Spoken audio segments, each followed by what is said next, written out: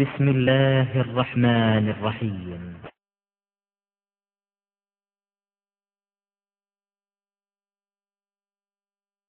காட்டிக்கிட்டு இருக்காங்க. நீங்க நல்லதெல்லாம் செஞ்சீங்கன்னா கிங்டம் ஆஃப் காடுக்குள்ள நுழைஞ்சிருவீங்க, தேவனுடைய ராஜ்யத்துக்குள்ள நுழைஞ்சிருவீங்க. நாங்க தேவனுடைய ராஜ்யத்தில் நுழையதை பத்தி பேசல, காஸ்பலை பத்தி கேட்டேன். அந்த தேவனுடைய ராஜ்யத்துடைய சுவிசேஷம் எங்கன்னு நான் கேட்டேன், அதுக்கு பதில் சொல்லல. சரி, இப்ப கான்வர்சேஷன் பத்தி கேட்டாங்க. கான்வர்சேஷன் போனா அது அடுத்த சப்ஜெக்ட். முதல்ல முடிச்சுட்டு அடுத்து நான் நிறைய பதில் சொல்ல வேண்டியது, முடிச்சுட்டு நான் வர்றேன். ஆதாரங்கள் கேட்டாங்க, நாங்க ஆதாரங்கள் கொடுப்போம். அதுக்கு முன்னாடி நாங்க கேட்ட ஆதாரங்கள் உங்களுக்கு தர வேண்டியிருக்குன்னு அதுவும் தரல. ரெண்டாவது, நான் ஹிஸ்டரியில இருந்து நான் கோட் பண்ணேன். நிறைய ஹிஸ்டரியில இருந்து நான் கோட் பண்ணா இல்ல, எவிடன்ஸோட தான் கோட் பண்றேன். நான் ஒண்ணுமே வாய்மொழியா சும்மா நான் விட்டடிக்கல, ஆதாரத்தோட காட்டுறேன். When I'm saying something about history, they can always contradict me with their history.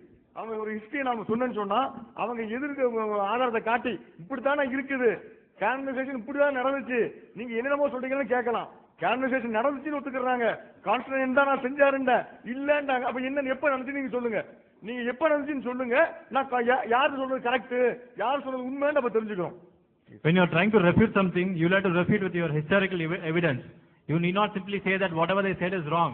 You will have to clear-cutly say that if whatever canonization we mentioned, if it is false, you will have to give us the proper evidence as to how the canonization happened. Then let us debate whether which argument was valid. I have put some evidence. You will have to confront me with your evidence, historical evidence, saying that it was the canonization never took place in Constantine by Constantine. Right? I will continue with my evidence. So the verses that Jesus had are still present in your Bible. You have some Bibles, certain books of the Bible with you, which Jesus also had, which the names are similar, but the verses are corrupted. This is one example. This verse has been corrupted. It is still in your Bible, but it has been corrupted. Next. This verse has been corrupted. Next. Right. So my argument is over. Now it's the duty of the Christians to answer these questions. What are the questions? Who corrupted? When they corrupted it? Where they corrupted it? What they corrupted it? Which verses did they corrupt? Why did they corrupt? And how did they corrupt? I have brought out a skeleton from your bedroom, and it's your duty. I have proved that the skeleton has been murdered. A dead body. I have produced a dead body from your cupboard. Now you have to answer, who killed him? Why did you kill him? How did you kill him? For what reason did you kill him? All these answers you have to answer. It's not my duty now. நான் உங்க படுக்கை அறையில இருந்து ஒரு செத்த பணத்தை தூக்கிட்டு வந்து உங்க ரோட்ல போட்டுட்டேன். இப்ப நிரூபிக்க வேண்டியது உங்க வேலை. இந்த பணம் உங்க வீட்டுக்குள்ள எப்படி வந்துச்சு? இந்த பணத்தை கொலை செய்தது யாரு? இது எப்ப கொலை செஞ்சீங்க? யாரு கொலை செய்தால்? எதற்காக கொலை செய்தார்கள்? எல்லாத்தையும் நீங்க தான் சொல்லணும். இப்ப நான் சொல்ல வேண்டிய அவசியம் கிடையாது. The burden of proof is now on your side. நீங்க தான் இந்த பைபிளை யார் திருத்தினார், எப்போது திருத்தினார், எதற்காக திருத்தினார், எதையெல்லாம் திருத்தினார், எல்லாத்தையும் பட்டியல் போட வேண்டிய உங்க வேலையாயிருச்சு. நான் திருத்தப்பட்டிருக்குங்கிறத அத்தனை ஆணித்தரமாக நிரூபிச்சு விட்டேன். நான் எல்லாத்துக்கும் ஆதாரம், நான் உங்களுக்கு சொன்ன மாதிரி அவர் சொன்னார் இவர் சொன்னார்லாம் காட்டல, பைபிள்ல இருந்து நேரடியாக எடுத்து காட்டினேன். வரலாற்றுல இருந்து 1-2 தான் போட்டேன், மற்றதெல்லாம் பைபிள்ல இருந்து தான் தூக்கி போட்டேன். இதுக்கு நீங்க ஆதாரம் கேட்கறீங்களா பைபிளுக்கு? அன்பிற்குரிய சகோதரர்களே, இது பைபிள் இறைவேதமா என்கிற தலைப்பில் நடக்கிற விவாதம். குர்ஆன் இறைவேதமா என்ற தலைப்புல இன்னொரு விவாதம் இதுக்கு ரிலேட்டிவா அடுத்த வாரம் இருக்கிறது. அப்ப குர்ஆன் இறைவேதத்துக்கு எதிராக உங்கள்ட்ட என்னென்ன கேள்வி இருக்குதோ அது அங்க கேட்கணும். ஒரு தலைப்பை முழுமையா ஆய்வு செய்வதற்காகத்தான் இப்படி ரெண்டாகவே நம்ம பிரித்தோம். பைபிளை பத்தி கேட்கும் போது பதில் சொல்ல முடியாம போகும்போது என்ன பண்றாங்கன்னா அதுல நுழைக்க பாக்குறாங்க. இது எதுக்காக செய்யறாங்க? இந்த பதில் சொல்ல முடியாம டைவர்ட் பண்றதுக்காக சொல்றாங்களே தவிர, இப்ப குர்ஆன்ல எலும்பு கூட போடுறாங்க, இதுக்கு என்ன பதில், இது ஏன் மூணு விஷயமா இருக்குது, எல்லாத்தையும் கேளுங்க. நீங்க திருன்னு முடிச்ச மாதிரி அந்த விவாதத்தை நாங்க முடிக்க மாட்டோம். நாங்க கேட்கிறோம்ல, ஒன்னும் பதில் சொல்ல முடியல. இல்ல, நீங்க இதே இப்ப போட்ட ஸ்லைடுகளையும் என்னென்ன போடுவீங்களோ எல்லாம் எங்கள்கிட்ட இருக்கிறது.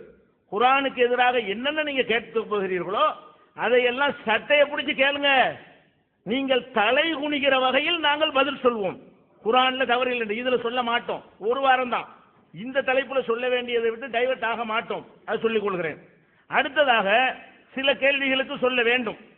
அதுல உதாரணமாக நபிகள் நாயகம் சம்பந்தமாக ஆபாசமா சொல்லி இருக்கிறாங்க அப்படின்னு சொல்லி புகாரியில இடுப்புக்கு மேல 2 மாதுளங்கனிகளை வைத்து மாதுளங்கனிகளை பிடிச்சு விளையாடினார்கள் என்று புகாரியில ஒரு ஹதீஸ் இருக்கிறது என்று சொன்னார். உடனே ஆதாரம் கேட்டோம். இந்த தர்றோம் அந்த தர்றோம்னு சொல்லி ரொம்ப நேரம் இழுத்தடிச்சாங்க. கடைசியில் ஆளைய காணோம் கொஞ்ச நேரம். அப்புறம் போய் வந்து என்ன செஞ்சாரு, எங்க போய் எதை ஒன்று பிரிண்ட் பண்ணியா என்ன செஞ்சாரு தெரியல. இந்த ஆருக்கு ஆதாரம் இந்த அவர் கொடுத்தது, அவர் பிளாப்பில கொடுத்தாரு, அதை பிரிண்ட் மட்டும் நம்ம எடுத்துருக்கிறோம், இதான் அவர் கொடுத்தது. அந்த மாதிரி இல்லைங்க, செட்டிங் பண்ணி மொழிபெயர்ப்பு வராது. இடுப்புக்கு மேலே அப்படின்றா தான் அது வரும். இடுப்புக்கு கீழேங்கிறதுக்கு வந்து மாதுளம் பழங்களை வைத்து விளையாடினார்கள் தான் இருக்குதுங்க. அதெல்லாம் கிடையாது. நீங்க உங்களுக்கு போட்டிருக்காங்க, நாங்களாம் மொழிபெயர்த்தோம்.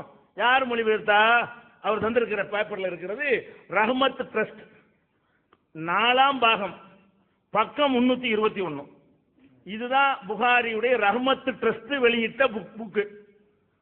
இதுதான் வெளியிட்டு இருக்கிறாங்க அவங்க. இதுல வந்து பாகம் 4 ரஹ்மத் ட்ரஸ்ட் போட்டிருக்கிறாரு, பாகம் 4 போட்டு விட்டாரு. அப்புறம் வந்து பக்கம் 321ங்கிறாரு. இந்த டெக்ஸ்ட தர்றாரு, இந்த புக்ல இருக்குன்னு சொல்லி தர்றாரு. இந்த இருக்கு புக்கு, இந்த பாகம் தான் இருக்குது, பக்கம் தான் இருக்குது. அவர் சொன்னது இல்லை. அவர் சொன்ன செய்தி எதுல இருக்குன்னு காட்டுறாரு, அதுல இருந்து எடுத்து காட்டணும் ஒண்ணு.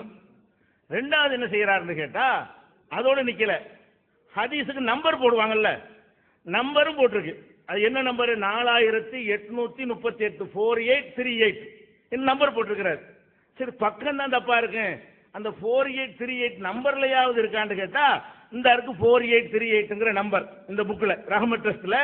அது வந்து 5ஆம் பாகத்தில் இருக்கிறது. சரி, பாகம் பக்கம் இருந்துட்டு போகுது. அவர் சொல்ற செய்தி இருக்குதான்னு கேட்டா, அதுல இதுக்கு சம்பந்தமே இல்லை, வேற செய்தி இருக்கிறது. அவர் எடுத்து காட்டுறாருல, பைபிள்ல எப்படி கைவரிசை காட்டுறாங்களோ அது மாதிரி எங்க ஆதாரத்தை காட்டும் போதும் காட்டுறாங்க. நீங்க மாதிரி நாங்க தூங்கிட்டு இருப்போமா? நாங்க சுதாரிப்பா ஒண்ணு ஆதாரத்தை பேப்பரை கேட்டு என்ன செய்யறோம், ப்ரூவ் பண்ணிக்கிட்டு இருக்கிறோம். இது இல்லைங்க. ஆனால் இது வந்து இருக்கிறது, புகாரியில் இருக்கிறது. எங்க இருக்கு தெரியுமா? 5100 ரஹ்மத் ட்ரஸ்ட்ல 5189வது செய்தியாக ஹதீஸாக இருக்கிறது. அதுல என்ன மொழிபெயர்ப்பு இருக்குதோ அதை இடையில இவங்க சிலதை அதை மட்டும் இந்த லைனை மட்டும் மாற்றி செட்டிங் பண்ணி புகாரியில் இருக்கிறது காட்டுறாங்க. இவங்க புகாரியெல்லாம் பார்க்கறது கிடையாது. எவனா நெட்ல எழுதிருப்பான், அந்த மாதிரி கள்ளத்தனம் பண்ற ஆளுக்கு இருக்கிறாங்க. ஈசா குரான் ஆன்சர் இஸ்லாம்னு உள்ள படிச்சு பார்த்தா அம்புட்டு பொய்யா இருக்கும். குரான்ல இருக்குமாங்க, குரான்ல இருக்காது. புகாரில் இருக்கு, இப்னு கசீர்ல இருக்கு, தபரில இருக்குமாங்க, தபரியும் தெரியாது அவனுக்கு. அந்த மாதிரி உள்ளதில் எடுத்துக்கொண்டு அந்த வச்சுட்டு காட்டுறாரு. இதை காட்டியிருந்தா இந்த மாதிரி கேவலப்பட்டிருக்க மாட்டான். இந்த மாதிரி ஆதாரம் அடுத்த தலைப்புல காட்டினீங்கன்னா, இங்க காட்டி நிரூபிச்சாதான் அடுத்த லைனுக்கு போக விடுவோம், விட மாட்டோம். இப்படிலாம் ஆதாரத்தை சொன்னா உடனே காட்டி உடனே நிரூபிக்க சொல்லுவோம். இதுல என்ன இருக்கிறது? 5190 5189 தான் மட்டும்தான் இருக்கிற இந்த செய்தி. ஒரு இடத்தில் தான் புகாரியில் இருக்கிறது. பல இடங்கள்ல சில செய்தி வரும், அப்படியும் அல்ல. இதுல என்ன வருகிறது? ஒரு நாள் அவர் சொன்ன வசனத்தை படிக்கிறேன். ஒரு நாள் பால் பாத்திரங்களில் மோர் கடைந்து வெண்ணெய் எடுக்கப்படும் வசந்த அதிகாலை நேரம் என் கணவர் அபு சர்வு வெளியே சென்றார். வழியில் ஒரு பெண்ணை சந்தித்தார். அவளுடைய சிறுத்தைகள் போன்ற அவளுடைய 2 குழந்தைகள் இருந்தனர். அந்த குழந்தைகள் அவளது இடைக்கு கீழே 2 மாதுளங்கனிகளை வைத்து விளையாடி கொண்டிருந்தனர். இடுப்பு கீழே 2 மாதுளங்கனின்னு சொல்லல, இடுப்புக்கு மேல சொல்லல, 2 மாதுளங்கனிகளை வைத்து விளையாடி கொண்டிருந்தனர். இவர் கள்ளத்தனம் பண்ணி காட்டியிருக்கிறாரு. அதுல எப்படி போட்டிருக்காரு தெரியுமா? அவர் செஞ்ச வேலையை பாருங்க. புகாரி ரஹ்மத்துல காட்டணும், இல்லாட்டி பகிரங்கமா மன்னிப்பு கேட்க வேண்டும். 4வது எடிஷன்ல இவ்வளவு தவறு செஞ்சதுக்காக வேண்டி அவர் என்ன சொல்றாருன்னு கேட்டா, ஸ்லைடு போட்டிருக்கீங்கல்ல, அவர் என்ன பண்ணியிருக்காரு தெரியுமா? இந்த இருக்கு. அதாவது அந்த குழந்தைகள் அவளை இடுப்புக்கு கீழே மடியில் இருந்து 2 மாங்கனிகளை தொட்டு விளையாடி கொண்டார்கள். எப்படி கேட்ட? 2 மாங்கனிகளை வைத்து விளையாடுறதுங்கிறத இடுப்புல உட்கார்ந்துக்கிட்டு மேல உள்ள தொட்டாங்கன்னு சொல்லி இவர் அந்த வசனத்தை மட்டும் இவரா மாத்துறாரு. இவராகவோ இவங்க எங்க திருடினாரோ அங்கேயே மாத்திருக்காங்க. இவரை மாத்திருக்கணும், எங்கேயே திருடிட்டு வந்திருப்பார்ல, இதை சுட்டுக்கிட்டு வந்திருப்பார்ல, அங்க மாத்திருக்கணும். இதுதான் வாதம் பண்ற முறையா?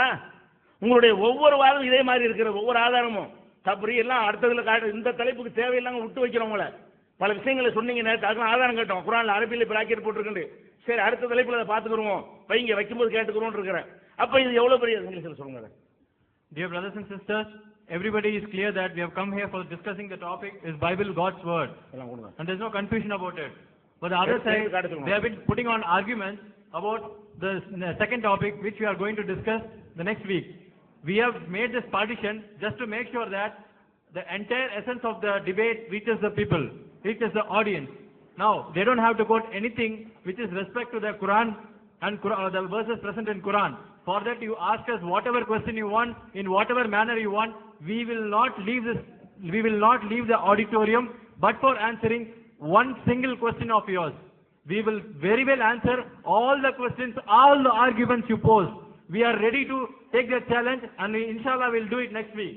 Now, you showed us some skeleton, and you said it is written in the manuscript. These are your manuscripts. We have plenty of evidences. We know from which source you all steal everything.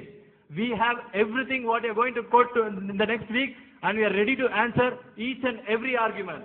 Now, coming back to few questions, though it is not relevant, they are trying to emphasize that these questions are asked by them, and those are still pending with us.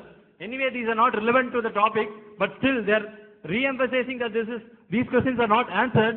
We hereby answer few of them.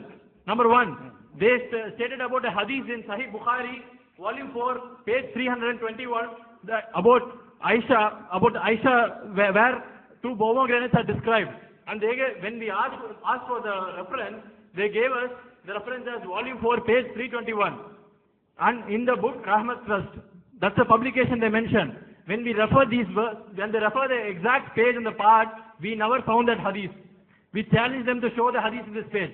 Okay, let them make a blunder. Now, they also quoted the hadith number saying that if the hadith number is Bukhari 4838. If you read the same part 4, you will not find this hadith. They are deliberately making a mistake. They are thinking that we'll never ask for any evidence. Whatever they steal from their own Isa Quran or whatever answering Islam, they are trying to make the people fool out of. They are trying to make the people fool here.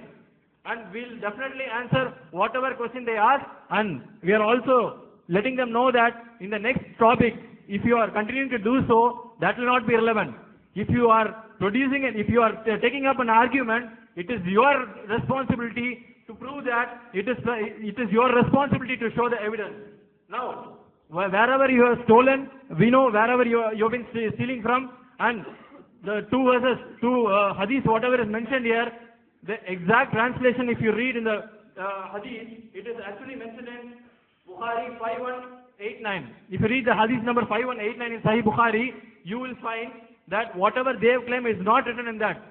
It speaks that it is narrating that the two children were below the hips of the female, and they were playing with two pomegranates. They are trying to make a vulgar statement out of it, which is not at all in the translation. And they have to do the apology for it. They have to apologize for the interpolation, for the fabrication. They have brought it. It's not there in the hadith. You have do it. You have done it. So you have to apologize for that. அடுத்ததாக சில கேள்விகள் பதில் சொல்றோம்னு சொல்லியிருக்கோம் இல்லையா, கடைசியில் சொல்லிட்டாங்கன்னு சொல்லக்கூடாதுங்கிறதுக்காக தான் இது சொல்றோம். சில பதில் சொல்வதற்கு சில பாயிண்ட்கள்லாம் நாங்கள் முன்னாடி எடுத்து வச்சிருந்தா தான் அந்த பதில் ஈஸியாகும். அதுக்காகத்தான் அந்த பதிலை தாமதமாக சுருக்கமாக சொல்லியிருக்கிறோம். இப்போ விவரமாக சொல்ல வேண்டி இருக்கிறது. என்ன வாதம் என்றால் 15 கேள்விங்கிறாங்களா, 15 ஒரு கேள்வி தான். என்ன 15 கேள்வி? குர்ஆன்ல தௌராத்துங்கிற வேதத்தை பற்றி சொல்லப்பட்டிருக்கிறது. 3 நாள்ல இருக்கு, அத்தனை இப்படி பல இடங்களில் சொல்லி காட்டுறாங்க. இதெல்லாம் ஒரு விஷயம் தான். தௌராத்துன்னு குர்ஆன்ல இருக்குதுல்ல, வழிகாட்டும் இருக்குதுல்ல, பாதுகாக்கப்பட்டிருக்குன்னு இருக்குல்ல, நேர்வழி ஓதுவாங்கன்னு இருக்குல்ல, கொண்டு வாங்கன்னு இருக்குதுல்ல, இதெல்லாம் ஒரு கேள்வி ஆக்குறாரு. மொத்தமா 15 கேள்விங்கிறாரு. 15 சேர்ந்து ஒரு கேள்வி தான். என்ன கேள்வி? தௌராத்தை கொண்டுகிட்டு வா அப்படின்னு குர்ஆன்ல இருக்குது. அவர்களிடம் தௌராத் இருக்கிறது அப்படின்னு குர்ஆன்ல இருக்கிறது. அதன்படி தீர்ப்பளியுங்கள் குர்ஆன்ல இருக்கிறது. தௌராத்தை இறக்கினோம் குர்ஆன்ல இருக்கிறது. இதெல்லாம் ஒரு கேள்வியாம். எல்லாம் மொத்தமா ஒரு கேள்வி தானங்க. என்ன 15 கேள்வி? எல்லாம் சேர்த்து ஒரு கேள்வி. தௌராத்துன்னு ஒன்றை பற்றி சொல்லப்பட்டிருக்க, அது எங்கங்கிறது ஒரு கேள்விதான். நீங்க 15 நம்பரை போட 15 ஆயிருமா? நாங்க இப்ப போட்டா ஒரு 300 போடணும். ஒரு ஸ்லைடுக்கு ஒரு கேள்வி. நாங்க இப்ப போட்டோம்னு சொன்னா ஒவ்வொரு ஸ்லைடுக்கு ஒரு கேள்வி போட்டா என்னவாகும்? 300 கேள்வி ஆகும். மாற்றப்பட்டிருக்குன்னு ஒரு கேள்விக்குள்ள உன்னை நிப்பாட்டி இருக்கிறோம். அந்த மாதிரி இப்ப தௌராத்துல வந்து குர்ஆன்ல சொல்லப்பட்டிருக்கிற உண்மை, அதை நாங்க மறுக்கிறோமா? குர்ஆன்ல ஒன்று சொல்லப்பட்டால் அதை முதல் நம்பர் ஆளுக்கு நாங்கள தானே இருப்போம். தௌராத்து என்று இறைவன் ஒரு வேதத்தை கொடுத்தான். மூசா நபி, மோசே என்று நீங்கள் நம்பக்கூடிய மூசா நபி அவர்கள் கொடுத்தான். இதை நாங்கள் நம்புகிறோம். அது எந்த ஒரு கருத்து வேறுபாடும் கிடையாது. இன்னும் நம்புகிறோம், நபிகள் நாயகம் காலத்தில் இருந்தது என்று குர்ஆன் சொல்லுகிறது இல்லையா, அதையும் நம்புகிறோம். அதுல எந்த டவுட்டும் கிடையாது. வாதம் என்ன? தௌராத்து என்று இங்கே சொல்லப்படுவது நீங்கள் தோரா என்று பின்னாடி எழுதி வைத்துக் கொண்டிருக்கிறீர்களே அது அல்ல. இதான் பாயிண்ட். அதுக்கு தான் உங்களுக்கு ஆதாரம் வேணுங்கிறீங்க அதானே? தௌராத்தை நாங்கள் மறுக்கவில்லை. தௌராத் கண்டிப்பா இன்ஜிலுக்கு ரெண்டாவது வர்றேன். And we saw that when we asked about the 15 questions they brought up since yesterday, they were saying that keep on that we didn't give any answers. We have already answered them. In the first talk, in the earlier talks, if you have seen, all the 15 questions they raised, depending on the Taurat and the Injil specified in the Quran, that these are the books, it's mentioned and it's talking about the Bible. We already mentioned about that these are not the Bible that you hold in your hand. The Taurat, the Injil which was given as a revelation to the prophets, it's not talking about your Bible. And whatever, if you open the Quran and what are the 15 questions they raised and all the references that have been given, you open the Quran, it's speaking about based on the Taurat, that judge with the Taurat. Allah says to the people, see, look at the Taurat, how we revealed, look at it, compare it with Quran, look at the Injil that we gave to Prophet Jesus, look at, so it's talking about the revelations given to the Prophet, not your Bible. So you are just playing with your words and trying to prove that Torah and the Quran, Torah and the Injil mentioned in the Quran is the Bible. So this is not your, see, this is a display, this is already dispelled.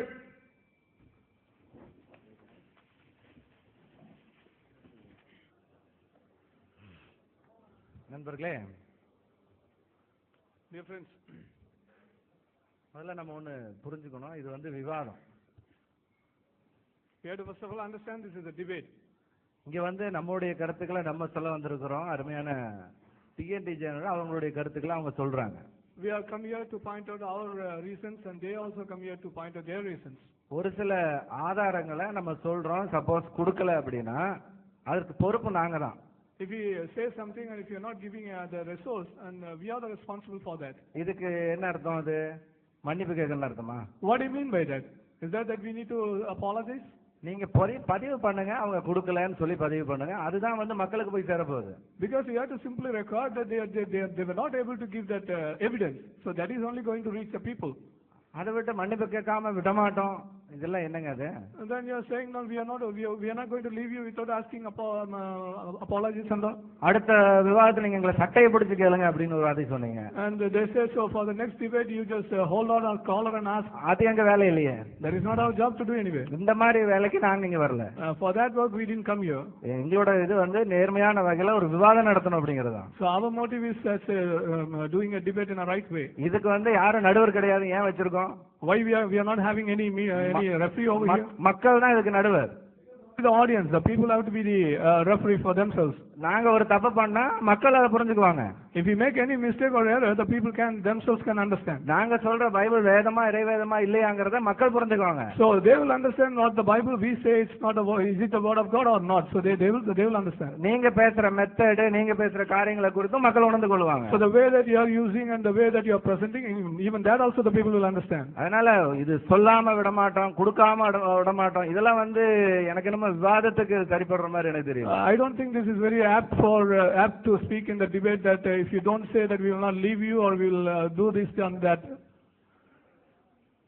அருமையான சகோதரர் அந்த LCD on பண்ணி அந்த மறுபடியும் அந்த இத போட்டா பரவாயில்லைன்னு நினைக்கிறேன். I request if brothers can project that will be very good. The same hadith which they projected earlier, little earlier. பாத்தீங்கன்னா இப்போ ஒரு விஷயம் இப்போ நான் உங்களுக்கு புரிய வைக்க போறேங்க. அதாவது முதல்ல நான் வந்து ஒரு மன்னிப்பு கேட்டுக்கிறேங்க.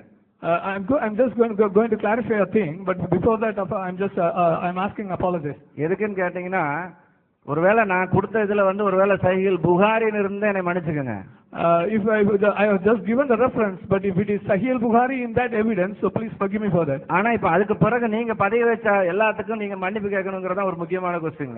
But if you, according to your term, that whatever you have said, you need to ask apologies. அவங்க ஏதோ அப்படியே திருத்தி இருப்பாங்க, அந்த மாதிரி வெப்சைட்ல வச்சிருப்பாங்க, என்னங்க லாஜிக் இது? You are using, they might have corrected or they might have stolen, and from where they might have stolen, they might have corrected, so you are using all the terms. சொல்லுங்க, நாங்க ஒரு தப்பு பண்ணா தாராளமா சொல்லுங்க, தப்பே கிடையாது. If we make any error, you just please you simply say, மக்கள் மத்தியில பதிய வைங்க, and you record it before the audience. அது தப்பு கிடையாது. There is no fault with that. ஆனா உங்க மெத்தட் இதுலயே நீங்க காமிச்சது தான் பெரிய தப்பு. But showing your same method in this also, that is what the biggest error. பாருங்க, அந்த ஹதீஸ் என்னவா இருக்குன்றத நீங்களே பாருங்க. You by yourself see what is that hadith. On the project on menu. அந்த ஹதீஸ் நான் சொன்ன மாதிரி தான் இருக்குங்க. நான் எதுவும் உங்களுக்கு கூட்டலோ கழித்தலோ எதுவுமே நான் சொல்ல கிடையாதுங்க. I didn't just add or I didn't subtract anything with that hadith. The hadith is the same way which I said. நான் என்ன சொன்னனோ, அந்த குழந்தைகள் அவளது இடுப்புக்கு கீழே பிராக்கெட்ல மடியில் இருந்து இரு மாதுளங்கனிகளையும் தொட்டு விளையாடி கொண்டிருந்தனர். இப்படித்தான் இருக்கு அந்த ஹதீஸ். The same hadith says, as I was said, that though the children were touching the pomegranates and playing, you can see. அப்ப இத்தனை நேரம் நீங்க சொன்ன வார்த்தை என்ன ஆகுறது? So far you've been talking for that with all your words. So what are the words will count today now? அப்ப நீங்க உபயோகிக்கிற வார்த்தைகள் நீங்க வந்து ஒரு நிமிஷம் யோசிச்சு பார்க்கணும், என்ன மெத்தட்ல நம்ம யூஸ் பண்றோம் அப்படிங்கறத நீங்க திங்க் பண்ணுங்க. When you use some words, you first of all understand or what way, in what sense that you're using all those words. பாருங்க, இரு மாதுளம்பழங்களை தொட்டு விளையாடி கொண்டிருந்தனர், அப்படிதான் இருக்கு அந்த ஹதீஸ்ல. The same thing is there. The children were actually touching that pomegranates. சரி, இது எந்த ஹதீஸ்ல எந்த வெப்சைட்ல இருந்து எடுத்துட்டு வந்தீங்க அப்படின்னு கேட்டாரு. நான் எந்த வெப்சைட்லயும் எடுக்கலீங்க, ஆன்லைன் பேஜ் வெப்சைட்ல இருந்தாங்க எடுத்தேன். They were asking from which website that you've been taking. I've taken from it online PJ website. பாருங்க, இதாங்க வெப்சைட். இதோட ஹெட்டிங் பாருங்க. இது வந்து நான் ஆன்லைன்ல சேவ் பண்ணதுனால இப்படி இருக்குங்க. இந்த வெப்சைட்ல இருந்து தான் நான் இந்த ஹதீஸை டவுன்லோட் பண்ணிருக்கேன், வேற எங்க இருந்து நான் டவுன்லோட் பண்ண கிடையாது. So I've just saved from the online PJ websites. I've taken it from the online PJ website. ஒரு விஷயத்தை நாங்க சொல்லும் பொழுது தவறா இருந்தா நீங்க தாராளமா மக்கள் மத்தியில பதிவீங்க, அதை பத்தி எங்களுக்கு பிரச்சனை கிடையாது. When we just record something, if it is any error, you also record. We have no problem with that. எங்களை பத்தி நீங்க தவறா சொன்ன எல்லா காரியத்துக்கும் நீங்க மன்னிப்பு கேட்க வேண்டி வரும். நாங்க எந்த விதத்திலையும் அதை மாத்த கிடையாது. We didn't change it all in any way. So whatever you said, you have to apologize for that. எந்த புத்தகத்துல நீங்க சொன்னீங்களோ, எந்த வெப்சைட்டை பத்தி சொன்னீங்க, உங்க வெப்சைட்ல இருந்து நான் எடுத்திருக்கேன், ஆன்லைன் PJ வெப்சைட்ல இருந்து எடுத்திருக்கேன். You've been asking for what website that we took. We took it from online PJ website. நீங்க அந்த இது வந்து ரஹமத் ட்ரஸ்ட்ல எடுத்தீங்கன்னா எனக்கு தெரியாது. சேம் வேர்ட் ரஹமத் ட்ரஸ்ட்ல இருக்கு 321 பக்கத்துல. ஒருவேளை I don't know whether you took it from Rahmat Trust or not, but the same word is that in the Rahmat Trust. நான் சொல்லும் பொழுது ஒருவேளை உங்களுக்கு எழுதி கொடுக்கும்போது சஹீஹ் புகாரின்னு எழுதி கொடுத்திருக்கலாம். Maybe I have written and given you Sahih Bukhari. ஆனா நாங்க எதையுமே மாத்த கிடையாது. But we didn't change anything. இது போல தான் நீங்க உங்களுடைய விவாதங்களை எடுத்து வைக்கிறீங்க. Yeah, this is how that you bring your debates.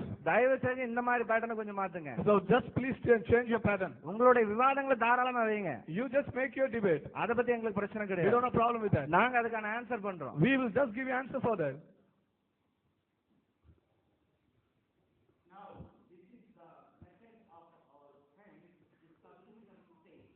இதுதான் நம்முடைய அருமையான நண்பர்களுடைய விவாத முறையாக இருக்கிறது, தவறுகளை கண்டுபிடிப்பதாகும். என்ன தைரியமாக இது தவறு என்று சொல்லி அவர் சுட்டிக்காட்டிக் கொண்டிருந்தார்.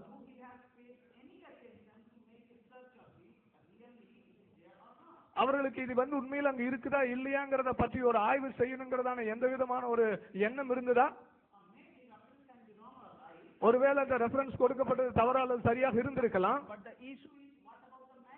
ஆனால் அங்கு குறிப்பிட்டப்பட்ட விஷயத்தை பற்றி யோசித்து பாருங்க. So you find his discovery, நீங்க அவங்களுடைய ஆராய்ச்சியை கண்டுபிடிச்சீங்க, and blame and claim, அவர்கள் சொல்லுகிறதான குற்றச்சாட்டை கண்டுபிடிச்சீங்க, and easily it can be clarified. அது எவ்வளவு தெளிவாக எவ்வளவு சீக்கிரமாக விளக்கப்படுகிறது பாருங்க. In the same manner, அதே போலவே all the questions and allegations which they are bringing, அவர்கள் நமக்கு விரோதமாக கொண்டு வருகிற குற்றச்சாட்டுகள் எல்லாமே, what we are appealing from very beginning, please do little attention, search it, you will find it. நம்ம ஆரம்பத்துல என்ன சொல்றோம், நீங்க கொண்டு வருகிற குற்றச்சாட்டுகளுக்கு அந்த ஆதாரங்களை இன்னும் கொஞ்சம் தேடுங்க, கண்டிப்பா நிச்சயமா நீங்க அதை புரிந்து கொள்வீர்கள். Now it is his time to ask forgiveness to all of people in front of us. அவர் நம்மிடத்தை கேட்டார், சொல்லிட்டாரு மன்னிப்பு கேட்காம விட மாட்டேன்னு. இப்ப அவருடைய காரியத்தின்படி நம்ம எல்லாத்துக்கு முன்னாடி மன்னிப்பு கேட்க வேண்டியது அவருடைய கடமையா போய் விடுகிறது. Moreover, here we are not to simply insult someone. நாம இங்க உட்கார்ந்துட்டு இன்னொருத்தர் அவமானப்படுத்துறதுக்காக வரல.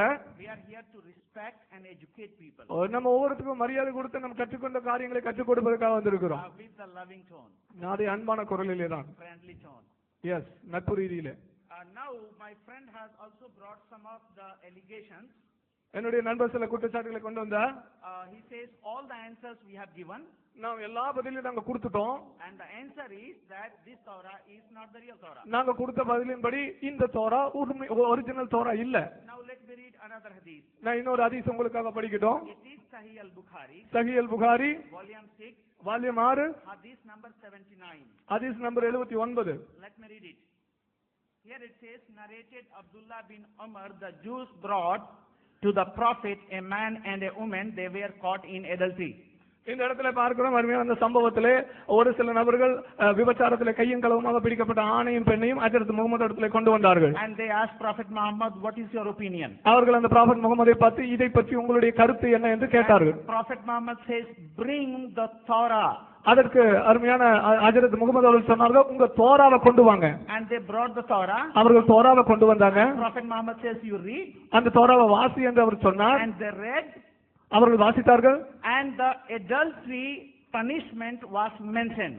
அங்கே அது அந்த விபச்சாரத்துக்கு என்ன தண்டனையோ அந்த தண்டனை குறிப்பிடப்பட்டது. And even today it is mentioned. இன்றைக்கு வரைக்கும் அது குறிப்பிடப்பட்டு இருக்கிறது. In Deuteronomy chapter 22 verse number 22 and 23. உபாகமம் 22வது அதிகாரம் 22 முதல் 23 வசனங்களிலே அங்கே விபச்சாரத்துக்கு என்ன தண்டனை குறிப்பிடப்பட்டதோ அதே தண்டனை இந்த உபாகத்துல இருக்குது. So what we find in the hadith here, இந்த ஹதீஸ்ல நம்ம என்ன காண்கிறோம்? I will ask my dear brother PJ, நான் அருமையான சகோதரத்துல கேட்பேன், read it in front of us, எங்களுக்கு முன்பாக கொஞ்சம் வாசிச்சு காமிங்க, verify it. அதை கொஞ்சம் வெரிஃபை பண்ணுங்க. If it is true, you have to accept it and then we will make a move. அது ஒருவேளை சரியாக இருக்கும் என்று சொன்னால் அதை நீங்க ஏற்றுக்கொள்ள வேண்டும். நம்ம இன்னும் முன்னேறி செல்வோம். Second, the problem is with their logic. அவர்கள் இரண்டாவதாக அவருடைய தத்துவத்திலே ஒரு பிரச்சனை இருக்கிறது. They themselves has brought yesterday to Vatican and Sinaiticus Codex. நேற்று அவர்களே கொண்டு வந்தாங்க, வேட்டிகன் கோடெக்ஸ் கொண்டு வந்தாங்க, சினாட்டிக்ஸ் கோடெக்ஸ் கொண்டு வந்தாங்க. They said this was in the 4th century. அவர்கள் சொன்னாங்க இது 4வது நூற்றாண்டின் கோடெக்ஸ் என்றார்கள். It means it was before Prophet Muhammad, 200 years before. அப்படி என்றால் அவர்களுடைய கருத்துப்படியே ஹஜ்ரத் முகமதுக்கு முன்பதாக 200 வருஷங்களுக்கு முன்பதாக கொண்டு வரப்பட்ட codex. We have it.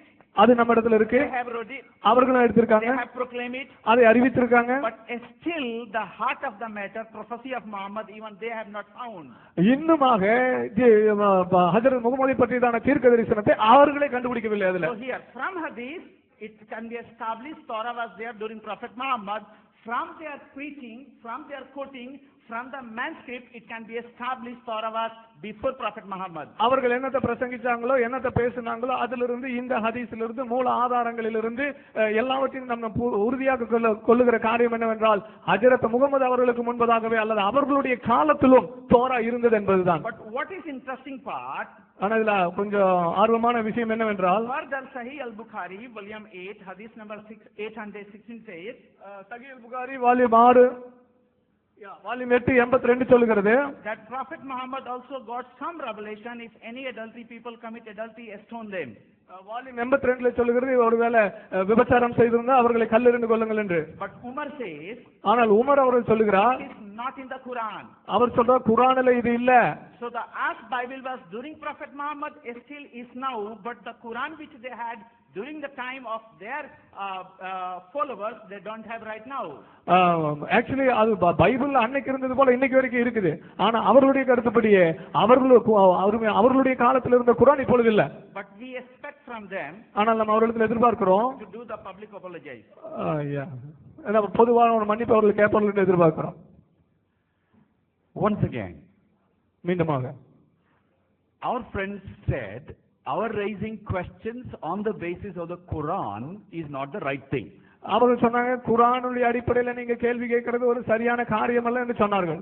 We should raise them only next weekend, they said. அவன் சொன்னாங்க அடுத்த வாரத்துல தான் நீங்க இதை பத்தி கேள்வி கேட்கணும். Because today the topic is the Bible God's word? இன்னைக்கு உள்ள தலைப்பு பைபிள் இறைவனுடைய வேதமா வார்த்தையா என்பதுதான்.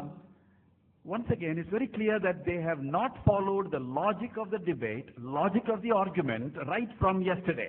நேற்றிலிருந்து இப்போ வரைக்கும் விவாதத்துக்குரியதான தத்துவத்தை அவர்கள் கடைபிடிக்கவில்லை என்பது தெள்ள தெளிவாகிறது. We are here to debate TNTJ friends. நாம இங்க வந்திருக்கிறது TNTJ நண்பர்களோடு கூட விவாதிக்கிறதுக்கு தான். They are Muslim friends. அவர்கள் இஸ்லாமிய நண்பர்கள்.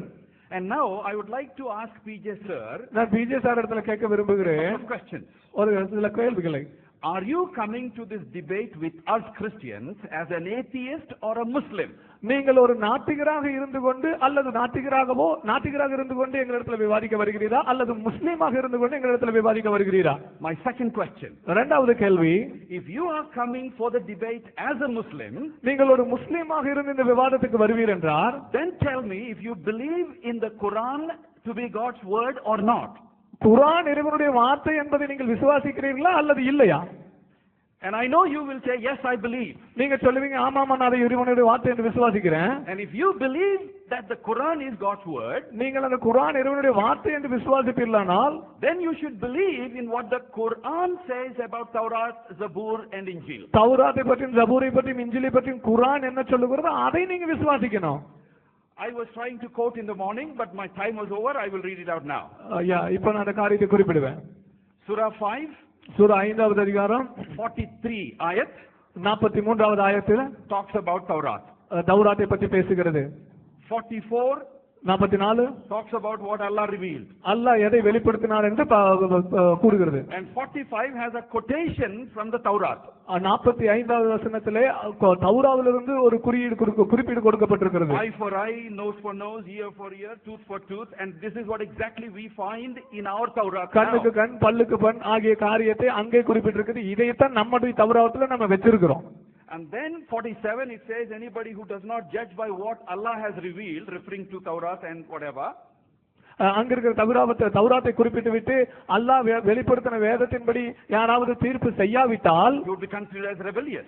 அவர்கள் அல்லாஹ்வின் வேதத்துக்கு முரட்டாட்டம் பண்ணுகிறார்கள் என்று நாம் கருத வேண்டும் என்று குர்ஆன் சொல்கிறது. Then 48 says 48 சொல்கிறது, we have sent down to you the book in truth, confirming the scripture that came before it. நாம் அதை அவர்களுக்கு அனுப்பி கொடுத்தோம். அவர்களுக்கு முன்னதாக இறக்கப்பட்ட நாம் இந்த வேதத்தை இவர்களுக்கு இறக்கினோம். முன்னாக உள்ளதான வேதத்தை அவர்களுக்கு உறுதிப்படுத்தும்படியாக. So the books before referred to are Injil and Taurat. முன்னாக கொடுக்கப்பட்ட வேதம் தௌராத் என்றும் இஞ்சில் என்றும் குறிப்பிடப்பட்டிருக்கு. And then 6, Surah 6 verses 33 and 34. சூரா 6 33 34 சொல்லுகிறது, None can alter the words of Allah. அல்லாஹ்வின் வார்த்தையை ஒருவரும் மாற்ற முடியாது. And then 10, Surah 10, சூரா 10வது அதிகாரம் 64.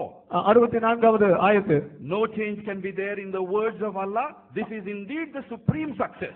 அல்லாஹ்வுடைய வார்த்தையிலே எந்த ஒரு மாற்றம் இருக்க முடியாது. இதென்றால் எல்லாவற்றுக்கும் மேலான அதிகாரம் உடையது. So preservation of the books of the prophets who preceded Prophet Muhammad is supreme success for Allah, and if that preservation is not done, it is supreme failure for Allah.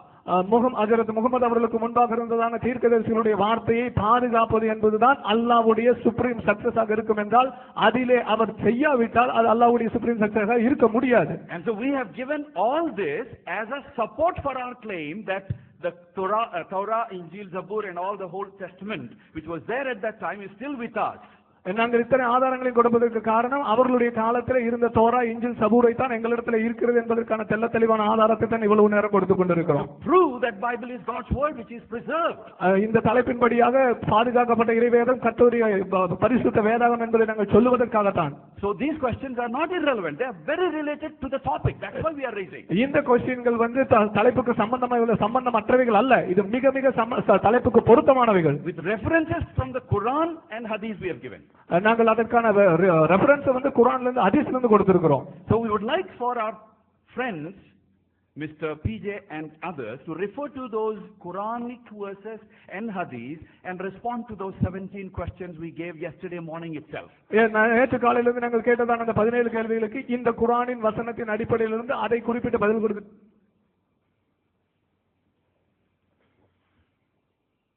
அஸ்ஸலாமு அலைக்கும் வரஹ்மத்துல்லாஹி வபரகாத்துஹு. அன்பிற்குரிய சகோதரர்களே, ஒரு பாரதூரமான தப்பை செய்துவிட்டு எவ்வளவு துணிவோடு அதை நியாயப்படுத்துகிறார்கள் என்பதற்கு இப்ப பேசின ஆதாரமா இருக்குது. இது அவங்க கொடுத்த பேப்பர். இதுல ஆன்லைன் பிஜேல எடுத்தோன்னு சொல்லல. ரஹ்மத் ட்ரஸ்ட் 4ஆம் பாகம் பக்கம் 321 இப்படி ஆன்லைன் பிஜேல இருக்குதான். ஆன்லைன் பிஜேங்கிற இணையதளத்தில் பக்கத்தை போடவே மாட்டோம், பாகத்தையும் எந்த ஒண்ணுக்கும் போடவே மாட்டோம். இப்ப ஆன்லைன் பிஜே ஓபன் பண்ணவும் முடியாது, லைவ் ஓடுறதுனால மற்ற ஆப்ஷன்கள் நிறுத்தப்பட்டிருக்குது. லைவ்ல இந்த விவாதத்தை எல்லாரும் பார்த்து கொண்டிருக்கிறார்கள். அப்ப ஆன்லைன் பிஜேல எடுத்தோன்னா நீங்க ரஹ்மத் ட்ரஸ்ட் பாகம் 4 பக்கம் 321 போட்டீங்களே, இது சுட்டுதான் போட்டீங்கன்ற நிரூபணமாவதா இல்லையா?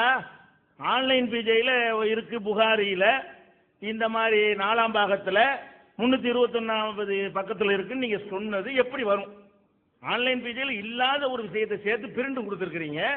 அந்த பிரிண்டுடைய தலைப்பு என்ன இருக்குது? ரஹ்மத் ட்ரஸ்ட் 4வது பாகம் பக்கம் 321 ஒரு பதிப்பகத்தை சொல்லி, அதனுடைய பாகத்தை வால்யூம் சொல்லி, அதனுடைய பேஜையும் சொல்லி போட்டிருக்கிறீங்கன்னா, இது இப்ப கேட்குறீங்க ஆன்லைன் பிஜேல எடுத்தவங்க. இதில் ஆன்லைன் பிஜேல இது எடுத்து காட்டணும். ஆன்லைன் பிஜே.comல ரஹ்மத் ட்ரஸ்ட் பாகம் 4 பக்கம் 321 இப்ப காட்டினீங்கல்ல, அது ஆன்லைன் பிஜேலாம் எடுத்த ரஹ்மத் ட்ரஸ்ட்ல எடுக்கலன்னா இப்படி காட்டணும். இல்லைன்னா சுட்டு எடுத்துட்டு வேற என்னமோ ஒரு செட்டிங் பண்றீங்கன்னு அர்த்தம். திரும்பவும் சொல்றேன், இந்த மாதிரியான பைபிள்ல செஞ்ச விளையாட்டு விளையாடாதீங்க. ஆதாரத்தை காட்டும் போது நீங்க இதைத்தான் காட்டினீங்க, சரியா? அது நாங்க தெளிவாக பதிவு பண்ணிக்கிறோம். நான் அந்த ரஹ்மத் ட்ரஸ்ட் புக்கை காட்டினேன், பாகத்தை காட்டினேன், பக்கத்தை காட்டினேன், புக்கையே வாசி உங்க முன்னாடி காட்டிட்டேன், கையில கொடுத்து எடுத்து காட்ட சொல்லிவிட்டேன். புக்கில் இல்ல. ஒரு பேட்டி நான் சொல்றேன், ஒரு ஆன்லைன் பேஜ் ஒரு இணையதளத்தில் இருக்கிறது, ஒரு செய்தி தப்பா இருக்குன்னு வச்சுக்கிடுவோம், புக்கில் ரெஃபரன்ஸ் பண்ணி காட்டுறோம். புக்கில் இல்லாட்டி என்ன இருக்கும்? புக்கு ஆதாரமா ஒரு இணையதளம் ஆதாரமா? புக்கில் இல்லைன்னு காட்டின பிறகு அப்புறம் நீங்க அதை பேசுறீங்க. இதுதான் மெயின் விஷயம். இதுக்கு ரொம்ப தூரம் நான் இதுக்கு தேவை கிடையாது. டாபிக் வருவோம். அடுத்து என்னன்னு கேட்டா, முக்கியமான விஷயம் இதை தான் திருப்பி திருப்பி சொல்லிட்டு இருக்கிறாங்க. இதுக்கு தான் பதில் சொல்லி நம்ம நிப்பாட்டி இருக்கிறோம். மறுபடியும் என்ன செய்யறாங்க? அதையே பதிலா சொல்றாங்க. முகமது நபிட்ட தௌராத்தை கொண்டு வந்தாங்க, அந்த இந்த கல்லெறியக்கூடிய தண்டனை அதுல இருக்கிறது, அதை எடுத்து காட்டினார்கள்லாம் சொல்றாங்க. தௌராத்து முகமது நபி காலத்துல இருக்குதுங்கிறது தான் இப்ப உங்களுடைய வாதம். அதைத்தான் நான் நிப்பாட்டி வச்சுட்டு போனேன் என்னுடைய கடைசி உரையில். அதுக்கு தான் பதில் சொல்றேன். அப்ப இப்ப சொன்ன செய்திக்கு சேர்த்து தான் இது பதில். இப்ப சொன்னாங்க இல்லையா, அது எல்லாமே ஒரே ஒரே ஒரு கேள்விதான். அதாவது இஸ்லாத்துல குர்ஆன்லயும் ஹதீஸ்லயும் தௌராத்தை பற்றி சொல்லப்பட்டிருக்கிறது, சரியா? தௌராத்து கண்டிப்பா நாங்கள் ஏற்றுக்கொள்வோம். ஆனா ஒரு விஷயத்தை நீங்கள் சிந்தனையாளர்கள் புரிந்து கொள்ள வேண்டும். ஒரு ஆளை பத்தி நம்ம சொல்றோம், ஒரு ஆளை பற்றி அறிவிப்பு செய்யறோம். யாரு? இப்ப ஜெரி தாமஸ்னு ஒரு ஆள் இருக்காரு அப்படின்னு சொல்றோம். அவர் எப்படி இருப்பாரு? அவருக்கு சில அடையாளங்களை எல்லாம் சொல்றோம். ஒரு கண்ணு இப்படி இருக்கும், மூக்கு இருக்கும், கைகால்லாம் இருக்கும், என்னென்னவோ அடையாளமெல்லாம் சொல்றோம். இப்ப இத்தனை அடையாளங்களும் கொண்டவராக அவர் இருந்தா தான் அவர். இப்ப நான் என்ன சொல்றேன்னு கேட்டா, அவர் மாதிரியாக ஒரு கண்ணு உள்ள ஒருத்தர் இருக்காருன்னு வைங்க, இந்த கண்ணு அவர் மாதிரி இருக்குல்ல, அதனால அவர் தான் சொல்ல இயலாது. மூக்கு அதே மாதிரி இருக்கணும்ல. நான் 10 அடையாளம் சொல்லியிருக்கிறேன். மூக்கு இப்படி இருக்கணும், கண்ணு இப்படி இருக்கணும், காது இப்படி இருக்கணும், இவர் தான் அந்த ஆளு அப்படின்னு சொன்னா நீங்க என்ன செய்யக்கூடாது? கண்ணை மட்டும் காட்டிட்டு அவர் தாங்க கூடாது. ஒரு ஆளுக்குரிய அடையாளங்களை சொன்னால் அனைத்து அடையாளங்களும் பொருந்ததான் செய்யும். ஒரு சில அடையாளங்கள் பலர்கிட்ட இருக்கும். ஒருத்தர் கண்ணு மாதிரி இன்னொருத்தர் கண்ணு இருக்கும், ஒருத்தர் மூக்கு மாதிரி இன்னொருத்தர் மூக்கு இருக்கும், எல்லாம் சேர்ந்து இருக்க வேண்டும். இப்ப நம்ம என்ன சொல்றோம்னு கேட்டா, தௌராத்தை பற்றி குர்ஆன்ல சொல்லப்படுகிறது. குர்ஆன்ல தௌராத்துக்கு சில அடையாளங்களும் சொல்லப்பட்டிருக்கு. அந்த தௌராத் உங்கள்கிட்ட இருக்குதா இல்லையா? அதுக்கு குர்ஆனே எங்களுக்கு அடையாளம் சொல்கிறது. என்ன அடையாளம் என்றால், அதாவது அவங்க எடுத்து காட்டின வசனத்தில் உள்ள ஒரு வசனம் தான் இது. 7வது அத்தியாயம் 157வது வசனத்தில் இருக்கிறது. அதாவது முகமது நபியை பற்றி தௌராத்திலையும் இன்ஜீலிலையும் இப்படி எழுதப்பட்டிருக்குன்னு ஒரு வசனம் சொல்லப்பட்டிருக்கிறது.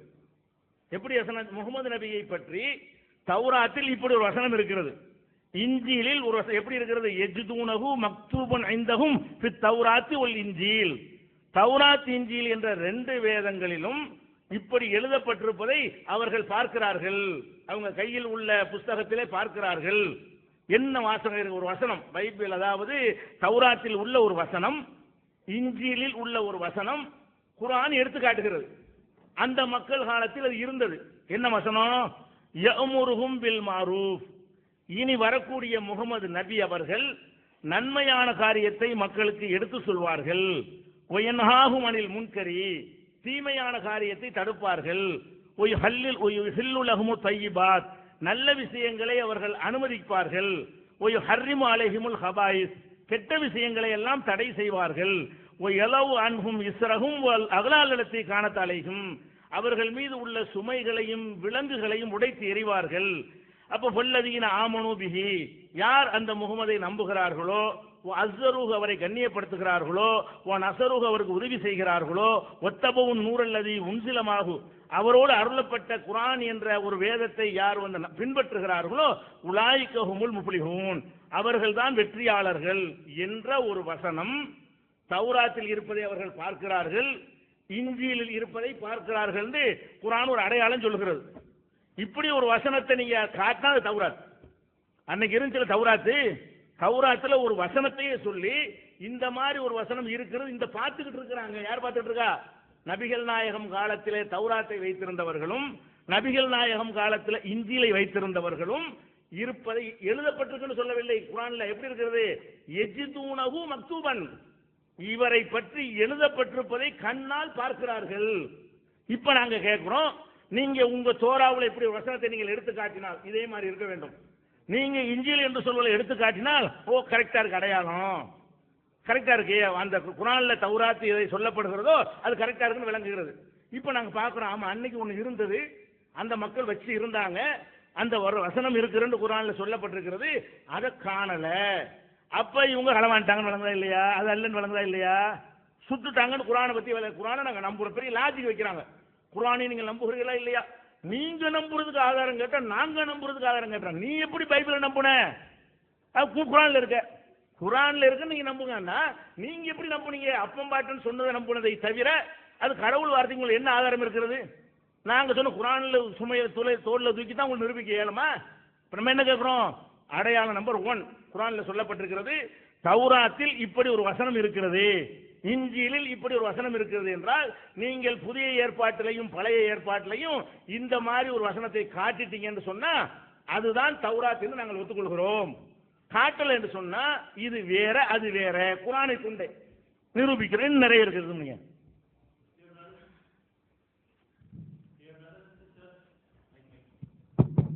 Dear brothers and sisters, again the other side they are repeating a grave defect here. They gave us an evidence. If you see the printout, it is clearly mentioned that they have taken this evidence from Rahmat Trust volume 4 page number 321. Now when we are asking for evidence again, they are showing it from onlinepj.com. Now it is very sure that in onlinepj.com, for anyone for that matter, you can go to the site and see in onlinepj.com, we will never reference like Rahmat Trust volume 4 on page number 321. This is mistake number 1. And for the sake of argument, even if we assume that whatever they have taken is from onlinepj.com, when we have to ask them a proof, we have asked them a proof from the authorized book. It is their responsibility to show from the authorized book. We gave them the book to show the evidence, they failed to do so because it is not there in the book. And whatever the evidence they presented itself is like against their arguments. Whatever they quoted is also against their arguments. Now coming back to the questions, again they starting with the same issue of like Torah is mentioned in Torah is mentioning about Prophet Muhammad, it is prophesying about Prophet Muhammad.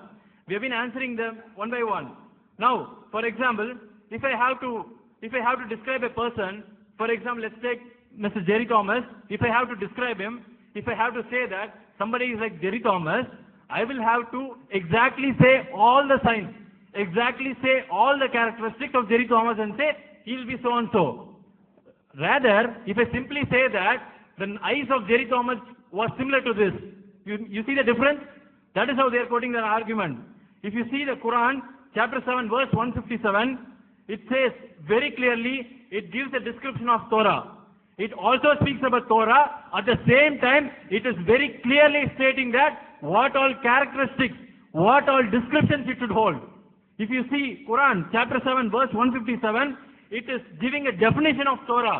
Now we are challenging them to show the same definition if it is present in the Torah, what they claim to have.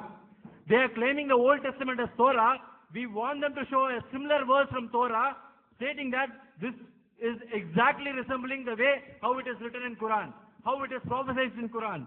In Quran, it very clearly says, it talks about Prophet Muhammad, and it says, apart from prophesying about Prophet Muhammad, it also clearly says that he will be enjoining all that is good. He will forbid all that is bad, all that is evil, and He will allow all that is good. He will also prohibit all that is bad. He will break the hurdles, and all these things you will see with your own eyes. These verses you will be able to see in the Torah during Prophet Muhammad with your own eyes. Now we are challenging them to show a similar verse. We are asking them to show from their Old Testament having all these descriptions. If they do not do that, they have to accept that whatever Torah they have is not the one what is mentioned in Quran. அடுத்ததாக 48வது அத்தியாயம் 29வது வசனத்தில் அவங்களுடைய வேதங்கள்ல தௌராத்திலும் இஞ்சிலும் இருப்பதாக குர்ஆன் ஒரு செய்தியை சொல்கிறது. என்ன சொல்கிறது? எதிர்காலத்தில் ஒரு தூதர் வருவாரு, அவருக்கு உதாரணம் கஸர் எப்படி இருக்குன்னா மஸலுஹும் பித் தௌராத்தி வ மஸலுஹும் பில் இன்ஜீல். தௌராத்திலையும் இன்ஜீலிலையும் இவர்களுக்கு உதாரணம் சொல்லப்பட்டிருக்கிறது. முகமது நபியுடைய சமுதாயத்திற்கு ஒரு உதாரணம் சொல்லப்பட்டிருக்கிறது. கஸர்இன் அஹ்ரஜ ஷத்அஹு, ஒரு பயிர், ஒரு கதிர் தன்னுடைய கதிர்களை முளைக்க செய்கிறது, ஆழமாக பதிகிறது, உறுதியாக நிற்கிறது. அதை பார்ப்பவர்கள் எல்லாம் வியந்து பாராட்டுகிறார்கள். இது எதிரிகளுக்கு ஒரு அச்சத்தை உண்டாக்குகிறது. இப்படியான ஒரு நிலையில் அவர் வெற்றி பெறுவார் என்று முகமது நபியை பற்றியும் அவரோடு இருப்பவர்களை பற்றியும் தௌராத்திலும் இருக்கிறது, இஞ்சியிலும் இருக்கிறது என்று குர்ஆன் சொல்கிறது. நீங்கள் தௌராத் என்று இப்ப எங்களுக்கு தவறான தகவலை தருகிறீர்களே, உங்க மக்களுக்கு தர்ற மாதிரி, அந்த தௌராத் என்று நீங்கள் நினைக்கக்கூடியதுல இது இருக்குதா? இஞ்சில் என்று நீங்கள் எங்கள்கிட்ட திசை திருப்புறீர்களே, அதுல இது இருக்குதா? அப்ப குர்ஆன் சொல்ற தௌராத்துங்கிறது இது அல்ல, நாங்களா சொல்லவில்லை. குர்ஆன் இஞ்சில் என்று சொல்லி பார்க்கிறோம், ஒன்னு சொல்றதெல்லாம் எதையுமே காணாம என்று தெரிகிறது. Second argument, Surah 48 verse 20, it speaks about the prophecy of Prophet Muhammad, and it says that in future you will get a prophet like this, and it describes about the community, it describes about the Sahabas. It says that all of you will be like deep rooted plant. Now we are challenging them to show that are you able to produce one evidence from your so-called Torah, the one which you have with you, that it is having a similar verse like the one how it is mentioned in Quran. Unless you fail to do so, the Torah and Injil mentioned here is not the one what you hold in your hand. அடுத்ததாக இந்த முக்கியமான பிரதானமான அடையாளம் பல வசனங்கள்ல சொல்லப்பட்டு அவங்களும் வாதத்தில் எடுத்து வைத்தார்கள். குர்ஆன் என்பது தௌராத்தையும் இஞ்சிலையும் மெய்ப்பிக்கிறது. முஸத்திகன் லிமா பைன யதைஹி, முன்னாடி உள்ள அந்த ரெண்டு வேதங்களையும் இது மெய்ப்படுத்த வந்திருக்கிறது என்று இருக்கிறது. அப்ப இது முக்கிய அடையாளம். குர்ஆன் என்ன கான்செப்டை உலகத்துக்கு சொல்கிறதோ அதைத்தான் தௌராத்து சொன்னது, அதைத்தான் இஞ்சில் சொன்னது. அது முக்கியமான கான்செப்ட் என்ன? கடவுள் ஒருவன், மூணு அல்ல, கடவுளுக்கு மகன் அல்ல. இப்படி சொன்னாதான் அது இஞ்சில், இப்படி சொன்னாதான் அதுக்கு பேர் தௌராத். தௌராத் என்ன சொல்லணும்? குர்ஆன் சொல்வதை மெய்ப்பிக்க வேண்டும். அதை பெரிய ஆதாரமா எடுத்து உங்க குர்ஆனை மெய்ப்பிக்கும் சொல்லப்படுங்க. என்ன மெய்க்கிறது?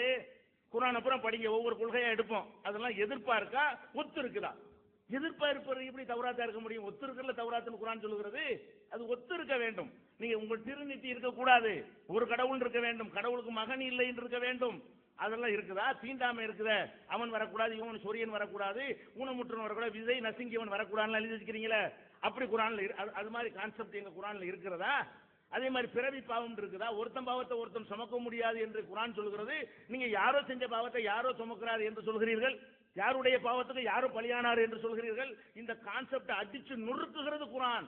அப்ப குர்ஆனுக்கு எதிரான ஒரு சித்தாந்தம் குர்ஆன் சொல்லக்கூடிய தௌராத் எப்படி இருக்கும்?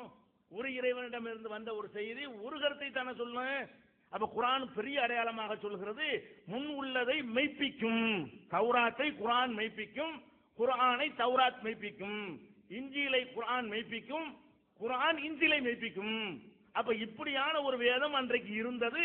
நீங்க இப்ப காட்டினார்ல லிஸ்ட் போட்டு, நீங்க 16ஆம் நூற்றாண்டுல, 16 நூற்றாண்டு 400 வருஷத்துக்கு பிறகு, முன்னாடி 19ஆம் நூற்றாண்டு 100 வருஷத்துக்கு முன்னாடி எடுத்து வச்சுக்கிட்டு இது 400 வருஷத்துக்கு முந்தினது, இது 1000 வருஷத்துக்கு முந்தினதுன்னு என்ன செய்றீங்க?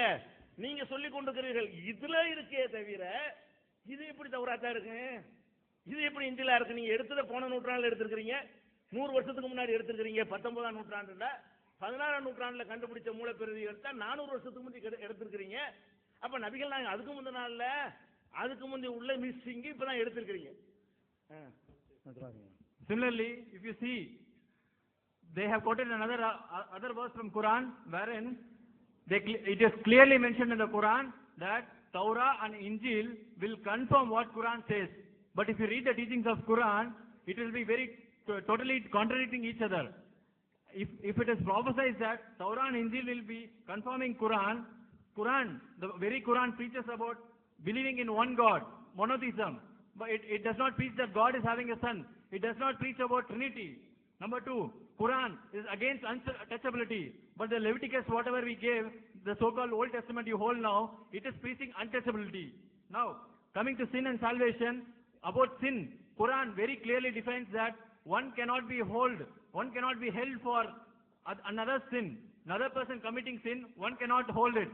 So it is also clearly saying that, it also affirms that Quran is not in sync with what Torah and Bible is. Bible and Torah are corrupted, but Quran has all these principles which you will not find any long. Apart from that, in 16th century and 19th century proofs, whatever we have produced, all these are proving that all these are after Quran was revealed. Now, how can you take this as an evidence and say that this was talking about Quran? The books, whatever you described after the 16th and 19th century, with that you cannot make strong arguments here. அடுத்ததாக முக்கியமானது இஞ்சிலுக்கு வருவோம். இஞ்சில பத்தி சொல்லியிருக்கிற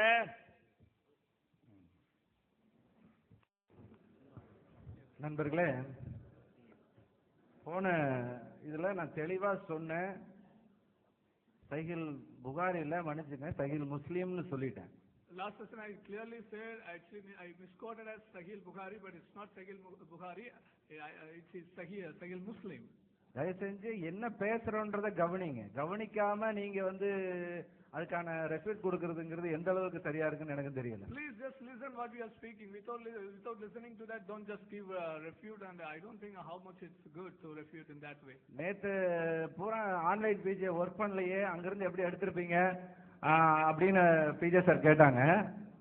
He was asking that even yesterday that online PJ was not working, how you could have taken from there. ஒருவேளை அவர் தூங்குனதுக்கு அப்புறம் நான் எடுத்துப்பேன்னு நினைக்கிறேன். 11:34க்கு நான் எடுத்துக்கிறேங்க. So I just taken it on exactly by 11:34 p.m. in the night. அதுக்கான proof இதுல இருக்குங்க, நான் அவருக்கு கொடுக்குறேங்க.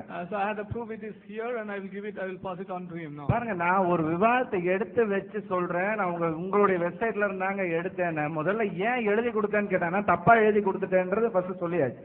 ஏன் ரஹமத் கஸ்னு எழுதுனீங்க, புகார்னு எழுதுனீங்க, திடீர்னு இடையில சொன்னாரு காணாம போயிட்டாருன்னு. அது எந்த பேஜ்ல இருக்குன்னு கன்ஃபார்ம் பண்றதுக்காக தான் நான் இங்க இருந்து போனேன், வேற எதுவும் கிடையாது.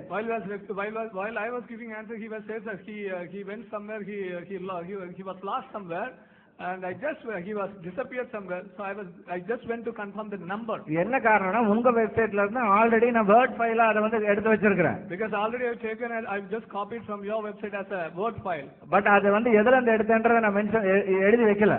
I didn't write it down. I didn't write it down for me from which I have taken it. ஆனால் நான் என்னுடைய இதுல இருந்து சோர்ஸ்ல இருந்து எடுத்து பார்த்து உங்களுக்கு அந்த ரஹமத் கஸ் போட்டதுக்கு அப்புறமா தான் உங்க நேத்து நைட்டு போய் உங்க வெப்சைட்ல தான் இது எடுத்தேன்னு ஒரு நினைப்பு வந்தனால உடனே வெப்சைட்ல தேடும் பொழுது அதே சேம் அப்படியே வெப்சைட்ல இருக்கு. So I remember that I've taken it from your website. So I went and I searched it last night. So I found it as it was in the website. இப்ப பீட்டர் சார் சொன்னாங்க, நீங்க ஏமாத்தி வச்சிருப்பீங்க அப்படினாங்க. இது எப்படிங்க நான் உட்கார்ந்து செய்யறது? Peter was saying that you might have done some forgery and all. பாருங்க, இது இப்போ இந்த வேர்ட் ஃபைலா நான் கன்வர்ட் பண்ணி வச்சிருக்கேன் உங்களுக்கு. I just converted it as a word file. பாருங்க, அதோடைய மேல் பாகத்துல உங்களுக்கு தெரியுதான்னு தெரியல, அத்தியாயம் 44 சஹீல் முஸ்லிம் தமிழாக்கம் ஆன்லைன் பிஜேன்னு மேல வருதுங்க. So left side, I don't know whether you are seeing your notes, so you can see the sign, it's online PJ. அவருடைய வெப்சைட்ல இருக்கிற எல்லாமே பாருங்க, ஆன்லைன் பிஜே, முகப்பு, திருக்குரான் எல்லா விஷயங்களும் அதுல வருதுங்க. So you can see all those things, the professor of whatever he is in the website, so you can see it right now. இப்ப இந்த இதுல இருந்து தான் உங்களுக்கு நான் அப்பவே உங்களுக்கு காண்பித்ததே இந்த இதுல இருந்தா. Even the earlier one I showed from this only. அப்ப நீங்க எங்களை பொய்யர்கள்னு சொல்லும்போது, இப்ப நீங்க பொய் இல்லாத ஆளை நீங்க பொய்யர்னு சொன்னா நீங்க பொய்யர்ல ஆகுறீங்களே அந்த இடத்துல. So when you publicly announce that as we are liars, and now by showing this evidence it becomes that you become a liar. நாங்க வந்து ஏமாத்தி பாருங்க எப்படியெல்லாம் செஞ்சு வச்சிருக்கிறாங்க, எப்படியெல்லாம் பண்ணிருக்காங்க. ஒரு ஒரு எதுகை மௌனையோட நீங்க சொன்னீங்க. You're using all the different languages, you're seeing how all they just made the forgery and all. But நான் அப்படி செய்யல. But I didn't do anything with this. எங்களுக்கு அந்த மாதிரி வேலையும் கிடையாது. That's not our work to do. அப்ப நீங்க ஏன் அப்படி பண்றீங்க, இப்படி சொல்ல வர்றீங்க?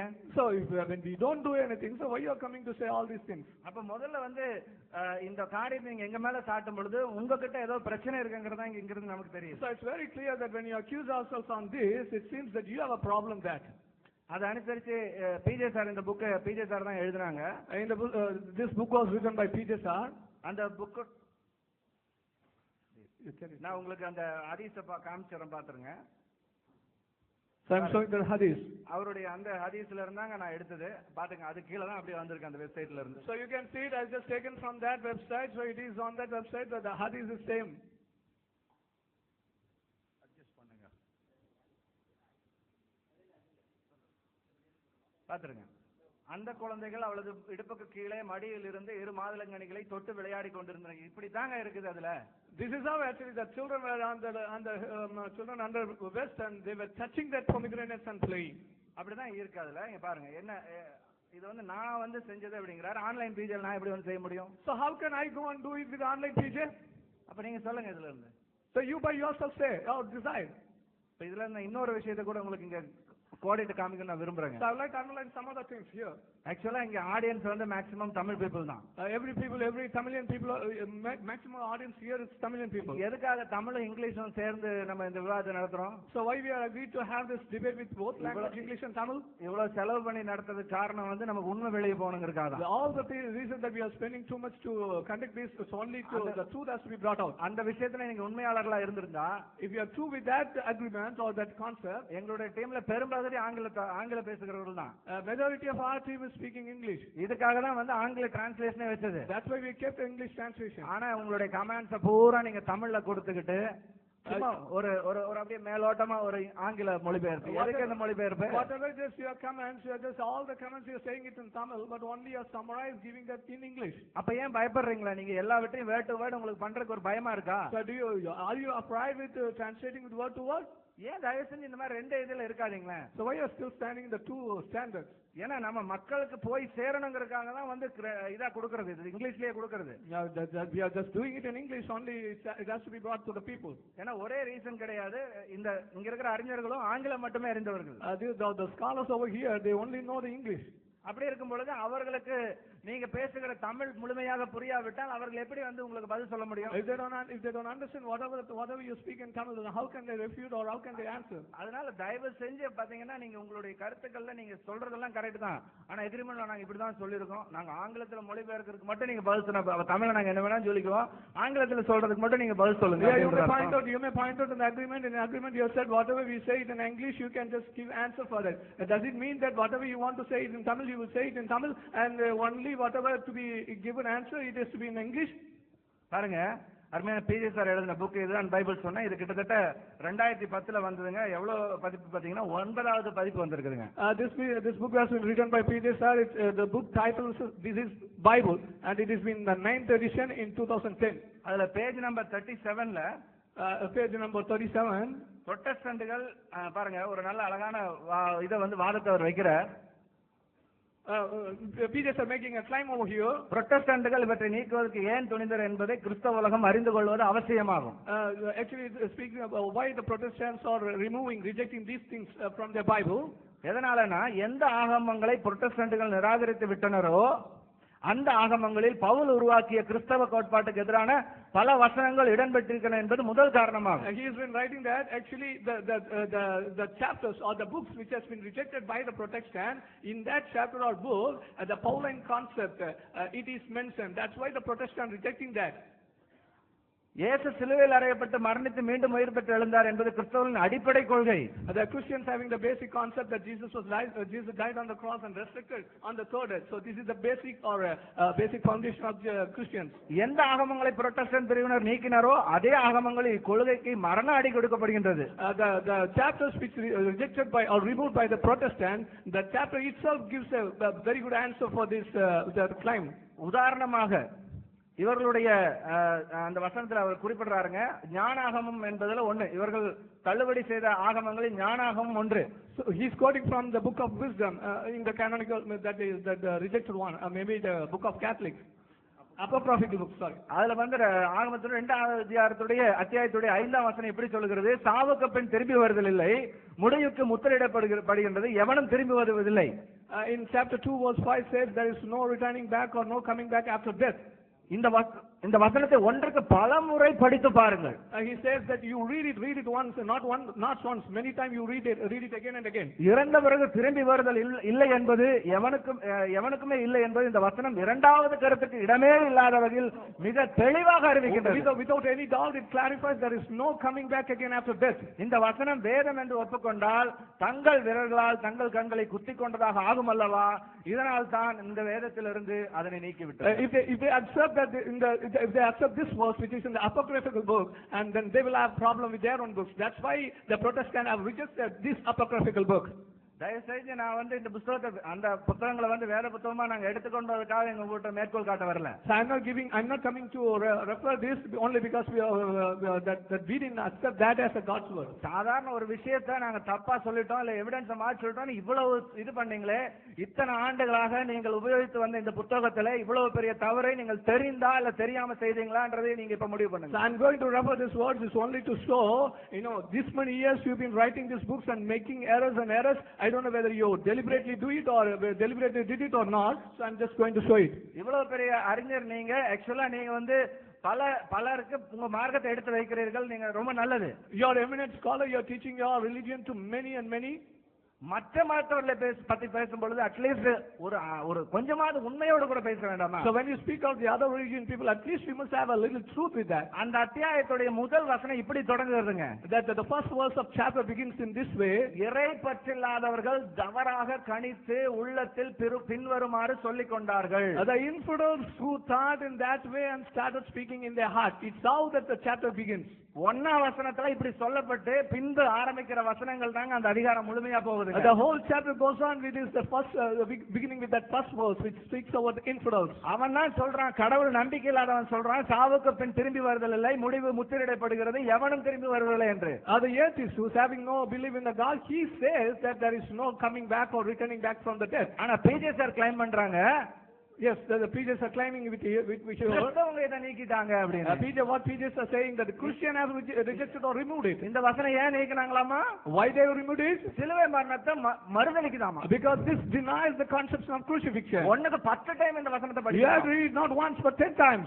மேலே கீழே எல்லாம் ஒரு வசனத்தை எடுத்து படிச்சா என்னங்க புரியும்? So what will you understand without reading above and the lower verses? எந்த சாப்டருமே எதுக்காக சொல்லப்பட்டிருக்குன்னு முதல்ல அறிஞ்சுக்கணுங்க நம்ம. First of all we have to understand for why this chapter has been, what this chapter has been speaking. அது பைபிள்ல நீங்க குர்ஆனுக்கு மட்டும் நீங்க சொல்லும் பொழுது பைபிளுக்கு நீங்க ஏன் அந்த கிரைட்டீரியா நீங்க பயன்படுத்தல? When you bring that criteria to Quran, then why don't you bring that same criteria to Bible? குர்ஆன்ல கண்ட இடத்துல வெட்டுங்கள்னா நீங்க வெட்ட கூடாதுன்னு சொல்லி எல்லா இடத்துலயும் பிரச்சாரம் பண்றீங்க, உண்மைதான். In a verse says in Quran, wherever you see you slaughter them, that you say it's not in that way. எல்லாத்துக்கும் மார்க்கத்தை சொல்லி கொடுக்கிற நீங்க, you teach the religion to everybody. ஒரு கிறிஸ்தவ மார்க்கத்தை குறித்து நீங்க சொல்லுகிறதுக்கு தவறாக ஒரு கோட்டிங் கொடுக்கறீங்க. When you want to refer to a Christian religion, you are just referring a wrong reference. கிட்டத்தட்ட பல ஆண்டுகளாக இந்த ரெஃபரன்ஸ் நீங்க பயன்படுத்தி வரீங்க. It's not been 1 or 2 years, it's been for many years you are using or referring the same reference. இது அடிப்படை கோட்பாட்டை மறுக்கிறது என்று சொல்லி ஆதாரமாக நீங்க எழுதி வைத்தீர்கள். And you are saying it as evidence that which denies that the basic foundation concept of Christian faith. அடுத்து நீங்க ஒரு வசனத்தை கோட் பண்ணிருக்கீங்க, ஞானாகமத்துடைய புத்தகம் 10ஆம் அதிகாரத்திலே 1ஆம் வசனத்தை கோட் பண்ணிருக்கீங்க. Again you have quoted a verse in the book of wisdom 10 chapter 10 verse 1 I think. முதல் மனிதனாக தனியாக உண்டாக்கப்பட்டிருந்தான், ஞானமே அவனை காத்தது, அவனை பாவத்தினின்று விடுவித்தது. The first man was created alone and the wisdom has protected or preserved from falling. அதற்கு நீங்க என்ன விளக்கம் கொடுக்கறீங்க? ஆதாம் என்னும் முதல் மனிதர் ஒரே ஒரு பாவம் செய்தார், அப்பாவத்தை கர்த்தர் கடைசி வரை மன்னிக்கவே இல்லை. அப்பாவம் மன்னிக்கப்பட வேண்டுமானால் அதற்கு பெரிய விலை கொடுக்க வேண்டியதா இருக்கும். இதனால் பிறக்கும் மாந்தர் அனைவரும் பாவிகளாக பிறக்கின்றனர். இயேசு வந்து தம்மையே சிலுவையில் பலியாக கொடுத்து அனைவரின் பாவங்களை சுமந்து கொண்டார் என்பது கிறிஸ்தவத்தின் மற்றொரு நம்பிக்கை. புரொட்டஸ்டன்ட்கள் நீக்கியுள்ள ஞானாகமும் சீராக்காகவும் இந்த கொள்கையை தவிடுபடாக்குகிறது. The book of wisdom and the book of Sirach in the Catholic books again breaks the concept of Christians. The Christians have a concept, one man sinned, and through the generation of that man, everybody is born with sin. But this was clearly said that this was clearly denies the concept of that.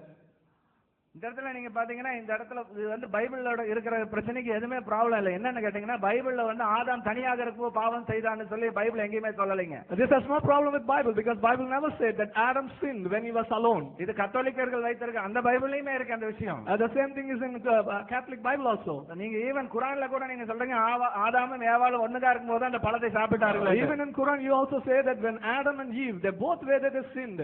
அப்ப இது வந்து எந்த விதத்துல வந்து பைபிளை வந்து மட்டப்படுத்துகிறேன்னு நினைக்கிறீர்கள்? How this scriptures or how this demolishing Bible concept? இத வந்து பவுல் அடிகள் இதை ஸ்தாபிக்க செய்தார்கள் அப்படிங்கறத இந்த இதுல இருந்து ஆரம்பிக்கும் போதே சொல்லுகிறீங்க. You are starting with a statement this has been made by Paul concept. Pavul உருவாக்கிய கிறிஸ்தவ கோட்பாட்டுக்கு எதிரான பல வசனங்கள் இருக்கின்றன. You are saying that this apocryphal book has many verses which is against that concept which has been created by Paul. அவருடைய வாதப்படி பவுல் அப்போஸ்தலன் தான் இந்த இத கொண்டு வந்திருந்தாருன்னா சஹீஹ் புகாரில 6614 ஆதாம் அலைஹிஸ்ஸலாம் மூசா அலைஹிஸ்ஸலாம் ஆதாம் அலைஹிஸ்ஸலாம் அவர்களை பார்ப்பாங்க. அவங்க கிட்ட வாக்குவாதம் பண்ணுவாங்க. என்ன வாக்குவாதம் பண்ணுவாங்க?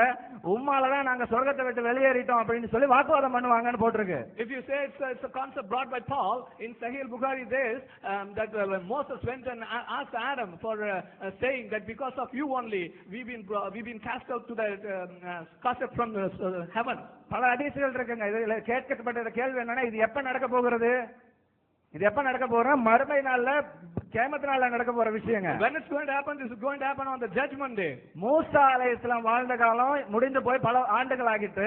The time of Musa went before long years. அதுக்கப்புறம் இயேசு கிறிஸ்து வந்தார், அவருடைய அப்போஸ்தலர் வந்தாங்க, முஹம்மது அவர்கள் வந்தாங்க. After that Jesus came and his apostle came and even after that Muhammad came. அவர்கள் காலத்துல அல்லாஹ் அவர்களுக்கு இறக்கி தந்ததாக இந்த ஹதீஸ் அவர்கள் சொல்லுகிறார்கள். And during his time they say that this hadith was even said or they said it Allah has said it down. கடைசி நாட்கள்ல ஆதாம் அலைஹிஸ்ஸலாம் மூசா அவர்களை பார்க்கும்போது அவங்க கேட்பாங்களாம் உங்களோட பாவம் தான் எங்களை சொர்க்கத்துல இருந்து வெளியேற்றிடுச்சுன்னு. But all together in the last day of judgment when Moses may meet Adam he will say because of your sin that we are cast out from heaven. இப்ப சொல்லுங்க இதோட அடிப்படை எங்க இருந்து வந்திருக்கு நீங்களே சொல்லுங்க. So now you point out so where is the basic came from? மூசா அலைஹிஸ்ஸலாம் கியாமத் நாள் வரைக்கும் அப்படி நினைச்சிட்டு இருந்தாருன்னா அவர் இந்த உலகத்துல எதை பிரசங்கித்திருப்பார்? If the Musa is thinking still the day of judgment then what would have been what he would have preached in the world? அவர் நம்பாத ஒரு விஷயத்தை போய் ஆதாம் அவர்கிட்ட கேட்டாரு நீங்க சொல்ல முடியுமா? Can you say that Musa went and asked Adam which the matter which even Musa didn't believe? அப்ப நீங்க இதுல இருந்தே இதை வந்து நீங்க கிறிஸ்தவர்கள் கோட்பாட்டை மறுதலிக்கிறதுக்காக உபயோகப்படுத்துறோம் அப்படின்னு சொல்லிட்டு அப்போஸ்தலர் பவுல் தான் இதை செஞ்சார் அப்படின்னு நீங்களா ஒண்ணு கட்டுறீங்கன்னா உங்க இதுல ஆதாரம் இருக்கே எதுக்கு? You are saying that we are referring to all these things to refute the Christian concept if you say but your own source has that same concept. ஆதாமுடைய பாவத்தினால தான் வெளியே வந்தோன்னு தான் மூசா பிரசங்கித்தாருங்கிறதுக்கு ஆதாரம் நீங்க வச்சிருக்கீங்களே. Musa even you have evidence to say that even Moses has preached because of that sin that we came out. இதுக்காக கஷ்டப்பட்டு ஏன் கிறிஸ்தவர்கள் வேதத்தை திருத்தணும்? For this concept why the Christians have to struggle to correct their scripture?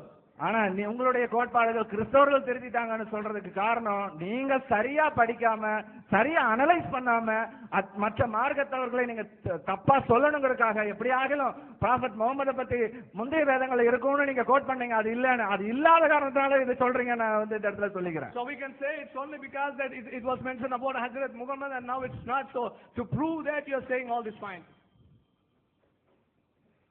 Rahmat trust அதெல்லாம் நம்ம வந்து வாதங்களுக்கு நேரம் ஒதுக்கக்கூடாதுன்னு ஷார்ட்டாக கொண்டு போயிட்டு இருக்கிறோம். ரஹ்மத் ட்ரஸ்ட் 4ஆம் பாகம் பக்கம் 321 என்று ஆன்லைன் பேஜில் கிடையாது. அதான் அவர் கொடுத்தது. ஆன்லைன் பேஜில் எடுத்தால் கேட்டவனும் உங்கள் சைட்டில் இருக்குன்னு அப்போ சொல்லியிருப்பாரு. அப்போ அது சொல்லவே இல்லை. அவர் இந்த தர்றேன்னு போய் நினைஞ்சாரு. கடைசியாக வாதம் முடியும் போது கொண்டாந்து கொடுத்தாரு. அது முஸ்லீமில் இப்போ இருக்குதுன்னு இப்போ சொல்கிறாரு. அதை கவனிச்சிருக்கணும் போது முஸ்லீமில் அவர் சொல்லலை, வேற ஒரு நூலில் இருக்குங்கிறாரு. அப்போ அதை கொடுத்துருந்தாங்கன்னா அதை பரிசீலித்து கொண்டாந்து தருவோம், அது பிரிண்ட் அவுட் கொடுங்கன்னு கேட்டிருக்கிறோம். அதுக்கு என்ன சொல்றாருன்னா ஆன்லைன் பேஜில் நீங்கள் எப்படி எடுத்திருப்பீங்கன்னு நான் கேட்டேன். விவாதத்தை கவனமாக பார்க்கணுங்கிறாரு. ஆன்லைன் பேஜில் எப்படி எடுத்திருப்பீங்கன்னு நான் கேட்டேன். இப்போ எடுத்து காட்டுவேன்னு சொன்ன உங்கள்கிட்ட காட்டுறதுக்கு முடியல, லைவ் ஓடிக்கிட்டு இருக்குன்னு சொன்னே தவிர நீங்கள் எப்படி நம்ம விவாதத்துக்கு வரோம் அப்போவே எடுப்பான் தெரியாது. இது கூட விவாதத்துக்கு வரும் முன்னாடி எடுத்து வச்சிருப்பான்னு யாருக்கு விளங்காத விஷயமா இது. நான் என்ன சொன்னேன், ஆன்லைன் பேஜில் நீங்கள் எப்படி எடுத்தீங்க, அதான் வேலை செய்யலை நைட்டில் இருந்தேன் அப்படின்னு நான் கேட்டேனா. நீங்கள் கவனமாக விவாதத்தை கேளுங்க சரியா. இது டாபிக்ல முக்கியமான விஷயத்துக்கு வர்றேன், ஏன்னா சொல்ல வேண்டிய விஷயம் நிறைய இருக்கிறது. அடுத்து என்னன்னு கேட்டா, இப்ப அந்த இந்த அமர்வுல கலீல் ரசூல் அவர்களும் இதுக்கு முன்னாடியும் பைபிளை பத்தி அவ்வளவு மேட்டர் அள்ளி போட்டிருக்கணும். அதுக்கு வச்சதுக்கு பதில் சொல்லாம புஸ்தகத்துல எழுதுறதுக்கு வைக்காததுக்கு, புஸ்தகத்துல நீங்கள் எழுதி 9வது பதிப்பில் எழுதியிருக்கிறீர்கள் அப்படின்னு வைக்கிறாங்க. அதுவும் தப்பு இல்லை. ஆனால் எதுக்கு இதை சொல்றாங்க, ஆன்சர் இல்லைங்கும் போது என்ன செய்யறாங்க, வேற இடத்துக்கு போறாங்க. ஆனால் இதுவும் அவங்க போகக்கூடாது. ஏன் தெரியுமா, இந்த விவாத ஒப்பந்தத்துடைய சீரியை போட்டு பாருங்க, onlinepj.comல இருக்கு, அவங்கள்ட்ட தருவாங்க. பேசும்போது அப்ப ஒரு தலைப்பு 1 to 1 குழு இல்லாம 1 to 1 ஒருத்தருக்கு ஒருத்தர் பேசுற மாதிரி பிஜே பத்தியே பேசணும் அப்படின்னு கேட்டாங்க. எல்லாத்துக்கும் 1 to 1 ரெடின்னு நான் சொன்னேன். இல்ல ஒரு தலைப்பு போதும் அப்படின்றாங்க. எதுக்குங்க 1 to 1ங்கிறீங்க? விஷயம் தானே முக்கியம். 4 புத்தகம் எழுதியிருக்கிறீங்க, நீங்க நிறைய விஷயங்கள்லாம் சொல்லியிருக்கிறீங்க, உங்களை பற்றியே நிறைய அலச வேண்டி இருக்கிறது. அதுக்காக 1 to 1 சொல்றாங்க, ஒப்பந்தத்தில் சீரியல் இருக்கிறது. அப்ப அதுல பேசுங்க, இதுக்கு பதில் சொல்றேன். ஒவ்வொன்றுக்கு தலைப்பு இருக்கிறது. இவங்க என்ன செய்யறாங்கன்னு கேட்டா, 7 விஷயங்கள் பைபிள்ல இருக்கு, குரான்ல இல்ல, அதான் தலைப்பு. அதுக்கப்புறம் குரான்ல என்ன மாதிரி இருக்கு, ஏதாவது தலைப்பு. வேற தலைப்பு கொண்டு போவதற்கு காரணமே என்னன்னு கேட்டா, சொன்னதுக்கு பதில் இல்லை. இப்ப என்னங்க சொல்றோம், கண்ணுக்கு முன்னாடி தூக்கி போட்டு ஸ்லைடா போட்டு அசிங்கம் இருக்கு, ஆபாசம் இருக்கு, பொய் இருக்கு, புரட்டு இருக்கு, மாத்தம் இருக்கு, நீக்க இருக்கு, மறைக்கிறது இருக்கு, கூட்டல் இருக்கு, குறைத்தல் இருக்குன்னு சொல்லி பிராக்கெட் மட்டும் இருக்குன்னு சொல்லி அடுக்கடுக்கு அள்ளி போடுற ஒண்ணா சொன்னீங்கன்னு பதில சொல்றதை விட்டுவிட்டு 9ஆம் பதிப்பில் பார்வைத்தீர்களா சொல்லுங்க, சொல்ல அதுக்கும் தலைப்பு இருக்குல்ல, சொல்லுங்க. 1 to 1 சொல்லி அதை கிளிக்க போறோம்னு சொன்னீங்கல்ல, அதுல சொல்லுங்க, பதில் சொல்லுவோம். அவ்வளவுக்கு இப்ப சொன்ன அவ்வளவு பையங்கிற நாங்க டைவர்ட்டான விஷயங்கள் வைக்க முடியாது, இன்னும் குறைந்த நேரங்கள் தான் இருக்கிறது. அதனால வர்றேன். அப்ப இந்த தௌராத்து என்று சொல்வதுதான் பேசிக்கா வைத்தார்கள். பேசிக்கான வாதம் என்ன, தௌராத்து என்று சொல்லிவிட்டது உங்க குரான்லயே சொல்லிட்ட காரணத்தினால இது இறைவேதம் தான். எங்கள்கிட்ட ஒரு ஆதாரமும் இல்ல, உங்க குரான் தான் இது இறைவேதம் சொல்லு, அது ஒரு ஆதாரம் தான் வச்சிருக்கிறாங்க. அது புசுக்குன்னு போயிடுச்சு, சொன்னதுக்கு பதில் சொல்ல முடியல, இந்த வசனத்தை எடுத்து காட்ட முடியவில்லை. அப்ப இது தௌராத் அல்ல, நிரூபணமாகிவிட்டது. இஞ்சிலை பற்றி குரான்ல என்ன வருது, நான் சொன்னேன், அவருக்கு இஞ்சிலை கொடுத்தோம், இயேசுவுக்கு இஞ்சிலை கொடுத்தோம், குரான்ல இருக்குது. அந்த வசனத்தை ஏற்கனவே வாசிச்சு நம்பர்லாம் சொல்லி ஆத்தைனாகுல் இஞ்சில அவருக்கு கொடுத்தோம் இருக்கிறது. கொஞ்சம் முன்னாடி ஒத்துக்கிட்டாங்க, மத்தேயு மார்க்கு லூக்கா எல்லாம் இயேசுக்கு பிந்தி வந்ததான்ட்டாங்க. அப்ப இயேசுக்கு கொடுத்தது அல்ல. அப்ப குரான்ல என்ன இருக்கு, இஞ்சில பத்தி என்ன டெஃபினேஷன் வருது, இஞ்சில் என்பது கடவுள் இயேசுவுக்கு கொடுத்தது. இவங்க என்ன சொல்றாங்க, நாங்க வச்சுக்கிற புதிய ஏற்பாடு இயேசுக்கு பின்னாடி வந்து நாங்க ஒத்துக்கிட்டோமே, இது பெரிய கண்டுபிடிச்சிட்டீங்களான்னு கேட்கறாங்க. கலீல் ரசூல் கேட்கும்போது என்ன சொன்னாங்க, அதான் பிந்தி வந்தது, இயேசுக்கு முந்தி வந்தது நாங்க சொன்னோம், இயேசு காலத்தில் உள்ளது நான் சொன்னோம்னு ஒத்துக்கிட்டார்கள். அப்ப அதுல அது இஞ்சில் ஆயிருக்குல்ல.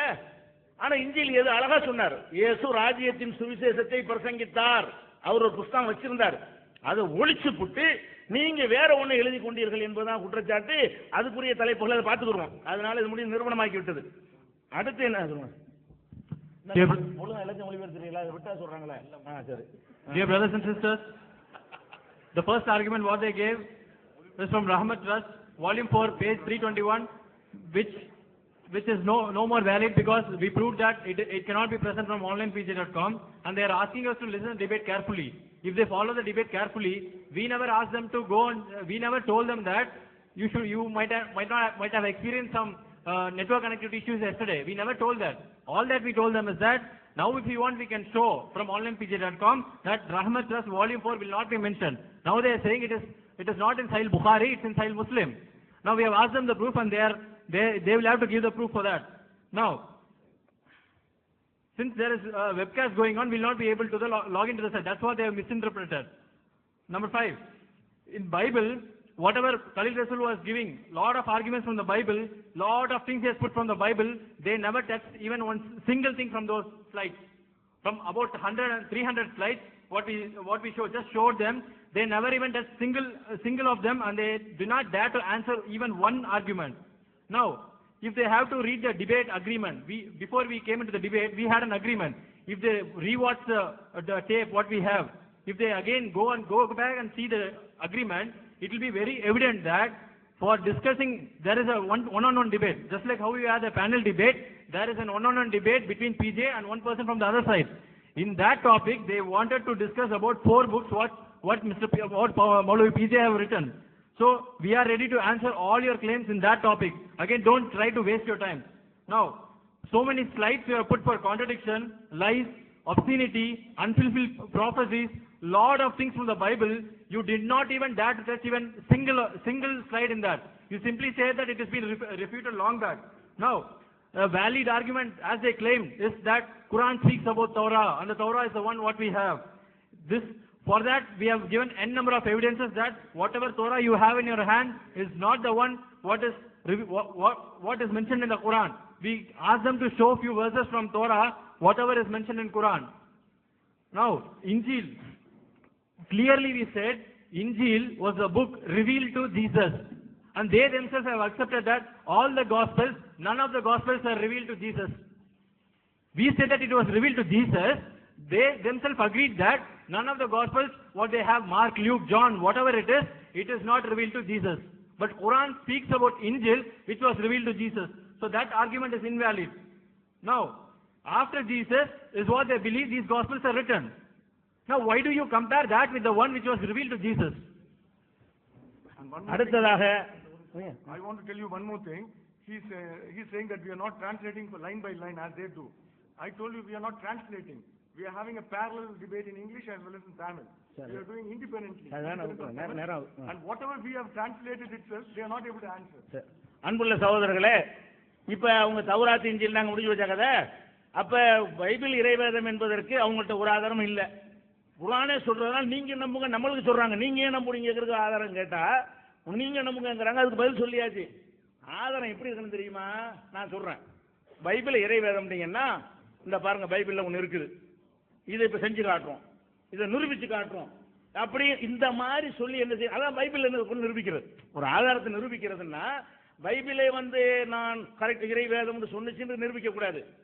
நாங்க பொய்யருங்கிறோம், பைபிள் பொய்யுங்கிறோம், பொய்யிலேயே நான் உண்மை சொல்கிறேன் சொன்னா எப்படி ஏற்றுக்க முடியும்? அப்படி செய்யக்கூடாது. எப்படி செய்யணும்?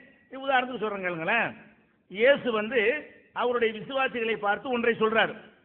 உங்கள் நம்பிக்கை குறைவுதான் காரணம்.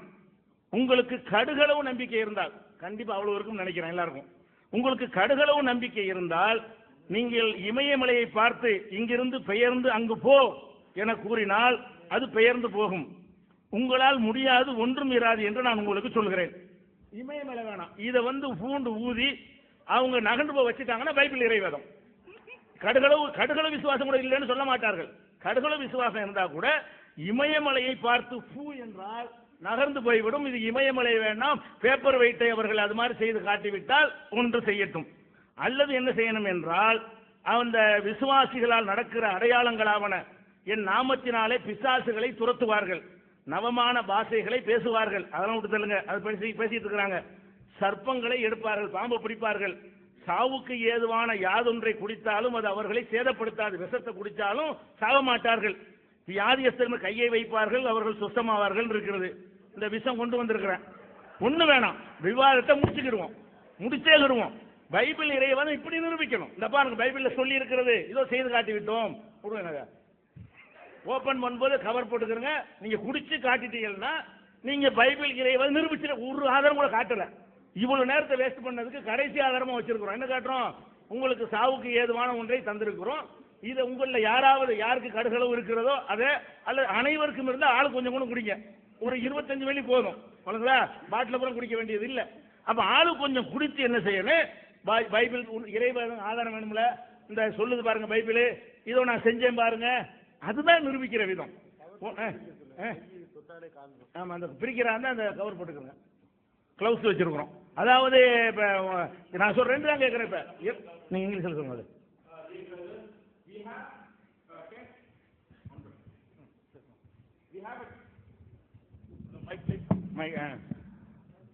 In the Bible, we have a test for a true Christian believer. How to identify if a person is a true Christian believer or not. If you read, it's mentioned in the book of Matthew chapter number 17, verse number 20, that even if a person, a true believer, has a grain of a faith, when he says to the mountain, remove hence and yonder to a place, that shall remove. You should be able to remove even the mountain. We are not asking you to remove the mountain. We only have a paper cut here, the paper weight. You don't have to remove the mountains here. Please remove this paper cut and prove that you at least have a grain of faith. And not only that, if you still read in the book of Mark, chapter number 16, verse number 17 and 18, it says that to the true believers, that in my name they shall cast out demons, meaning in God's name. And in my name they'll hold serpents, and when they'll speak in new tongues, and when they drink deadly poison, they shall not be harmed. And when they place their hands on the sick, they shall be cured. See, in scientific terminology, we call it as a confirmatory test, to confirm if a person is a true Christian believer or not. In my whole life, I've come across so many Christians who have not come forward to confirm this test for us. Even in scientific terminology, we also call this as a falsification test. If you don't do this, if a false person tries this and he drinks the poison, he will die. No true Christian, if you are not a true Christian believer, you will not dare attempt this test. If you are a true Christian believer, when you take poison, you should not die. So we are not asking all the things to do it. What we are asking is, we have a deadly poison from the bottle on the corner of this podium. See, we know that the brothers who have come forward here for the debate, that we know at least that they are the true Christian believers as they claim. So we want at least one of them, or the one who is having the grain of faith, to come forward and drink this deadly poison and prove to us that you are a true Christian believer. ஒருவேளை சர்பத்தை கூட வச்சுட்டு விஷம் சொன்னாலும் சொல்லுவாங்க, அப்படி நினைச்சுட்டு கூட குடிங்க, அதுக்கு வாய்ப்பு இருக்குதுல்ல. இப்ப தந்திருக்கிறது விஷமாக இருக்க வாய்ப்பு இருக்கிறது, நாங்க சர்பத்தை கொண்டாந்து தந்திருக்கிறது கூட வாய்ப்பு இருக்கிறது. சர்பத்தா இருந்தாலும் இருக்குமே ஒரு 50% வாய்ப்பு இருக்கு, நினைச்சாவது குடிக்கலாம்ல. அதை கூட நீங்க செய்ய மாட்டீங்க. அதில் செஞ்சு காட்டுங்க, சாவாம இருந்து காட்டுங்க. பைபிள் சொன்னது இது இறைவேதம் கரெக்டா இருக்குப்பா, இப்படியான ஒரு அற்புதத்தை அப்படி நிலைநாட்டி காட்டி இப்படி நிரூபிக்கணுமே தவிர, குரான்ல இருந்து நிரூபிக்க இல்ல, பைபிள் என்னமோ சொல்லி அதை வச்சு நிரூபிக்க இல்ல. அப்ப பைபிள் இறைவேதங்கிறதுக்கு ஒரு ஆதாரமும் நீங்க வைக்காம இருக்கும் பொழுது, உங்களுக்கு லேசா நான் எடுத்துறேன் பாயிண்ட், உங்க சைடு சாம் சைடு கோல் போடுறேன், நான் போடுறேன். இப்ப உங்களுக்கு அது கூட அழகா இருக்கு, நிரூபிக்க எவ்வளவு எளிமையான வழி இருக்க சொல்லி தந்துட்டார என்று நான் உங்களுக்கு பாயிண்ட் தந்துட்ட காரணத்தினால நீங்க இதை நிரூபித்து காட்டி விட்டீர்கள் என்று சொன்னால், நாங்க அது நிரூபணமாகி விட்டது, கரெக்ட் தான், இந்த குடிச்சிட்டு உசுரோட இருக்கிறாங்க அப்படின்னு நாங்க என்ன செய்யறோம், ஏற்றுக்கொள்கிறோம். இது ஒரு point. And we are not have given them any sharbat or any kind of cool drink or something. It's a deadly poison, and we have a gloves also for that. When you open it, wear a gloves, because it's so deadly. And you have to prove the Bible, because the Bible says that if you are a true Christian believer, when you drink deadly poison, you should not be harmed. So you have to prove that your Bible is the really word of God. And second is, and you have to prove that you are also a true Christian believer. அடுத்த சில விஷயங்கள் எப்படிப்பட்ட விட்டுருக்கோம், முக்கியமானது கடைசியா சொல்லிட்டு போயிடக்கூடாதுல. நல்ல time எடுத்து நல்லா யோசிச்சு ஆலோசனை பண்ணி அதுக்காக தான் கொஞ்சம் முன்னாடியே வைக்கிறோம். கடைசி அமர்வுகளை போட்டு போயிடக்கூடாதுங்கிறதுக்காக வேண்டி அவங்களுக்கு நல்லா யோசிச்சு அதுக்கு பதில் சொல்லி இதெல்லாம் சோதிச்சு பார்க்கறதுக்குலாம் இதை நாங்கள் செய்ய மாட்டோம் அப்படின்னு கேட்டா, அதுக்கும் செய்யணும்னு பைபிள் ஆதாரம் அதெல்லாம் சொல்லுவோம். அப்படிலாம் இருக்கிற காரணத்தினால அது டிஸ்கஷனுக்கு பிறகு கூட நீங்க என்ன செய்யுங்க, அதை குடிச்சு காட்டுங்க என்று சொல்லி அடுத்து என்ன செய்யறாங்கன்னா, இயேசுவை சைத்தான் தொடவில்லை, குர்ஆன்ல இருக்குது, ஹதீஸ்ல இருக்குன்னாங்க. அதான் தலைப்பு. இயேசுவை பத்தி பேசும்போது இயேசுவை பத்தி உங்க பைபிள் எந்த இடத்துல நிப்பாட்டி வச்சிருக்குன்னு சொல்லத்தானே போறோம். அப்ப வைங்க அதுக்கு பதில். அப்ப இயேசு அது மாதிரி என்ன சொல்றாருன்னா, முகமது அந்த ஒரு ஆளை முத்தமிட்டு இருப்ப, நீ தடவி இருப்ப அப்படின்னு கேட்டாருங்க. இது ஒரு ஆபாசமா நம்ம என்ன மாதிரி எடுத்து போடுறோம், எப்படிப்பட்ட பயங்கரமான எல்லாம் எடுத்து போடுறோம். ஆபாசம் என்ன செய்யறாங்க, சபையில நான் பேசுறது எனக்கு திட்டு வருது, நீங்க இதெல்லாம் சொல்லலாமா, வேற யாராவது விடக்கூடாதா அப்படிங்கிற அளவுக்கு ஆபாசம் இருக்கு. எனக்கு உள்ள தகுதிக்கே ஏற்றது இல்லைன்னா கடவுளுக்கு ஏற்றதா? என்னை மாதிரி ஒரு மனுஷன் சொல்வதே மக்கள் ஏத்துக்கிறாம கண்டனக்கணைகள் என் மீது பாய்கிறது. இதெல்லாம் நீங்க சொல்லக்கூடாது. அப்படியான விஷயங்களாக அங்க இருக்காது. உதாரணம் பதில் என்னது, ஒருத்தர் விபச்சாரம் செஞ்சுட்டேன்னு வர்றாரு, நபிகள் நாயகம் சுப்ரீம் கோர்ட் ஜட்ஜி, அவங்க விபச்சாரத்துக்கு இஸ்லாத்துல மரண தண்டனை கொடுக்கணும். அதை ஒத்துக்கிட்டு வரும் பொழுது, ஒருவேளை இவர் வேற சின்ன காரியங்களை செஞ்சுட்டு அப்படி விபச்சாரம் சொல்றாரோ, அந்த மாதிரி ஒரு ஆளை கொல்ல முடியுமா என்பதற்காக விபச்சாரம் செஞ்சங்கிறிய, ஒரு முத்தமித்தம் போட்டுட்டு அதை விபச்சாரம் சொல்றியா அல்ல வேற அப்படின்னு கேட்கிறாங்க. எதுக்காக வேண்டி மரண தண்டனை கொடுக்க கூடாது என்பதற்காக நீதிமன்ற நடவடிக்கை என்ற பெயர்ல சொல்லுகிறாருன்னு நான் ஏற்கனவே பதில் சொல்லிட்டேன். அந்த பதில் சரிதான் என்று அவர்கள் ஒத்துக்கொண்டும் அதன் அடிப்படையில் இவங்க ஒரு வாரத்தை எடுத்து வைத்து விட்டார்கள். பிஜே கூட சொன்னாரு, ஹைகோர்ட்ல சொல்லலாம் என்று சொன்னாரு. அப்படி எல்லாம் ஒத்துட்டு மறுபடியும் என்ன செய்யறாங்க, தடவுறது முத்தமிடுறது சின்ன விஷயம் தான் மேட்ரு. மரண தண்டனை கொடுக்கிற மேட்ரு, மரண தண்டனைக்கான ஒரு விசாரணை நடக்கும் பொழுது அதுக்குரிய குற்றம் நீ செய்யலன்னு அர்த்தம். முத்தமிட்டதுக்கு மரண தண்டனை கொடுக்கணுமா? அப்ப முத்தமிட்டுட்டாரு என்று சொன்னா என்ன செய்வோம், போடா கிறுக்கு பிள்ளை என்ன செஞ்சு திருத்தி அனுப்புவோம். மரண தண்டனை கொடுப்பதற்கு விசாரிக்கும் பொழுது முத்தமிட்டால் மரண தண்டனை இல்ல, தொட்டா மரண தண்டனை இல்ல, எல்லாம் நடந்தா தான் மரண தண்டனை. தப்பா? Now we have given them enough time so that let them discuss and decide whether they are going to drink that poison or not. Now, coming back to the argument, they said Jesus was not touched by Satan. We already told that we have a separate topic of discussion for that, and we'll discuss where you have Jesus in your Bible and how we respect Jesus in Quran. So that's a separate topic. Now, whenever we talked about obscenities in Bible, they kept on repeating saying that during the time of Prophet Muhammad sallallahu alaihi wasallam, that a man came to Prophet and he asked that he committed adultery, and he he voluntarily came forward asking for stoning him to death. So Prophet Muhammad was not just prophet, he was also the court of high authority for Islam. So he will have to give a verdict. During that time, he clearly asked, it's like an investigation process, whether you have committed adultery. Only if you have committed adultery, you will be stoned to death.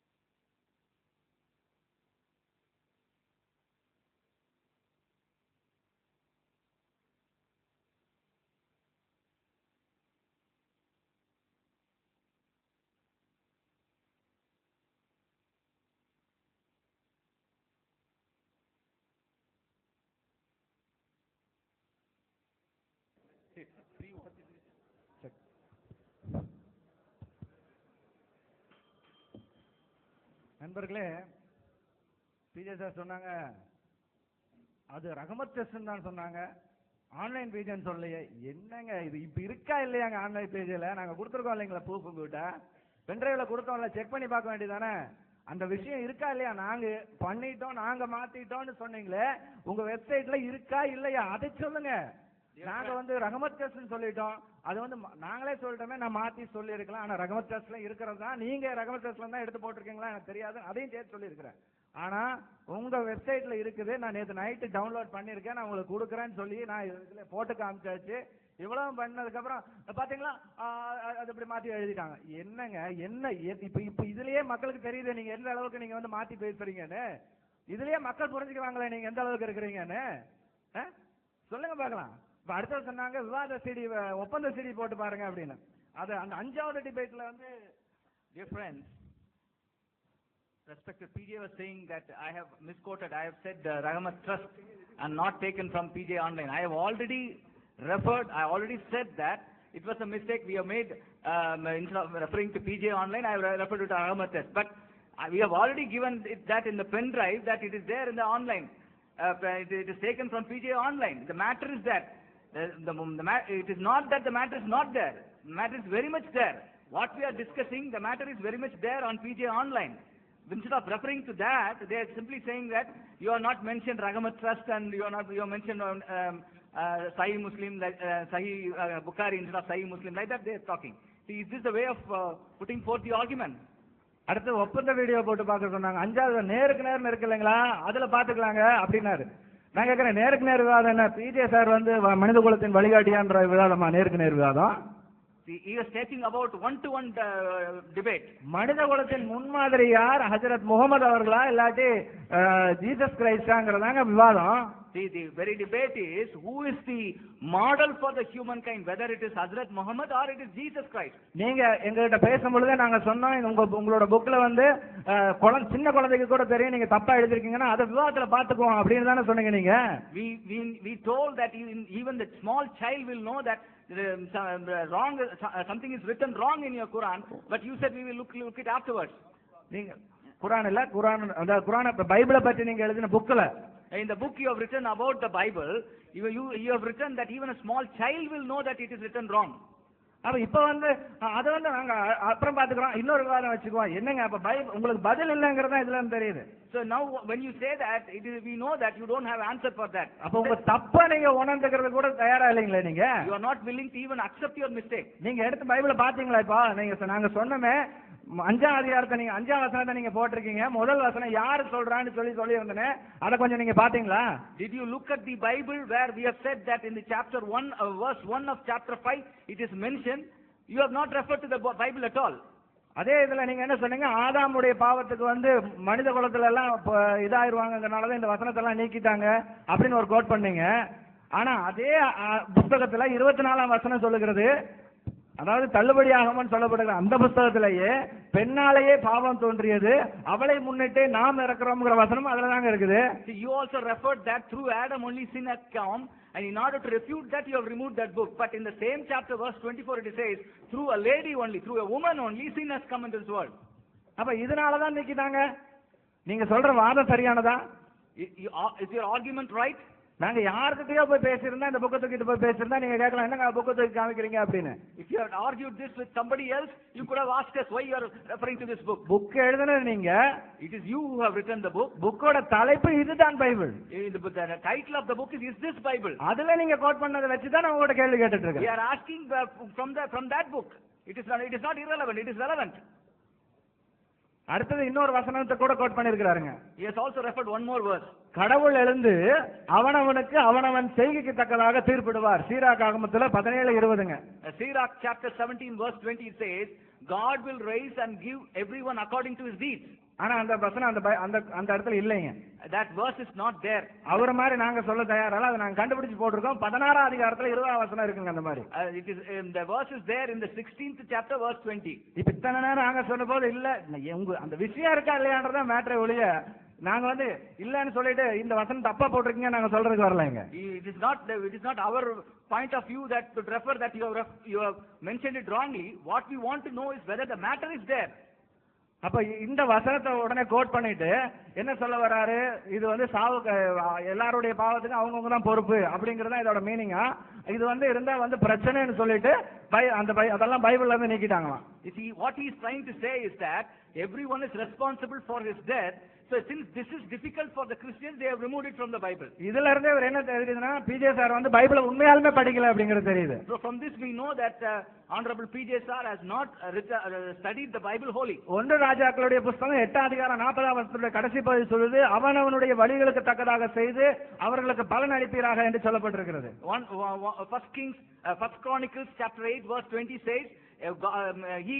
he repays everyone according to his deeds.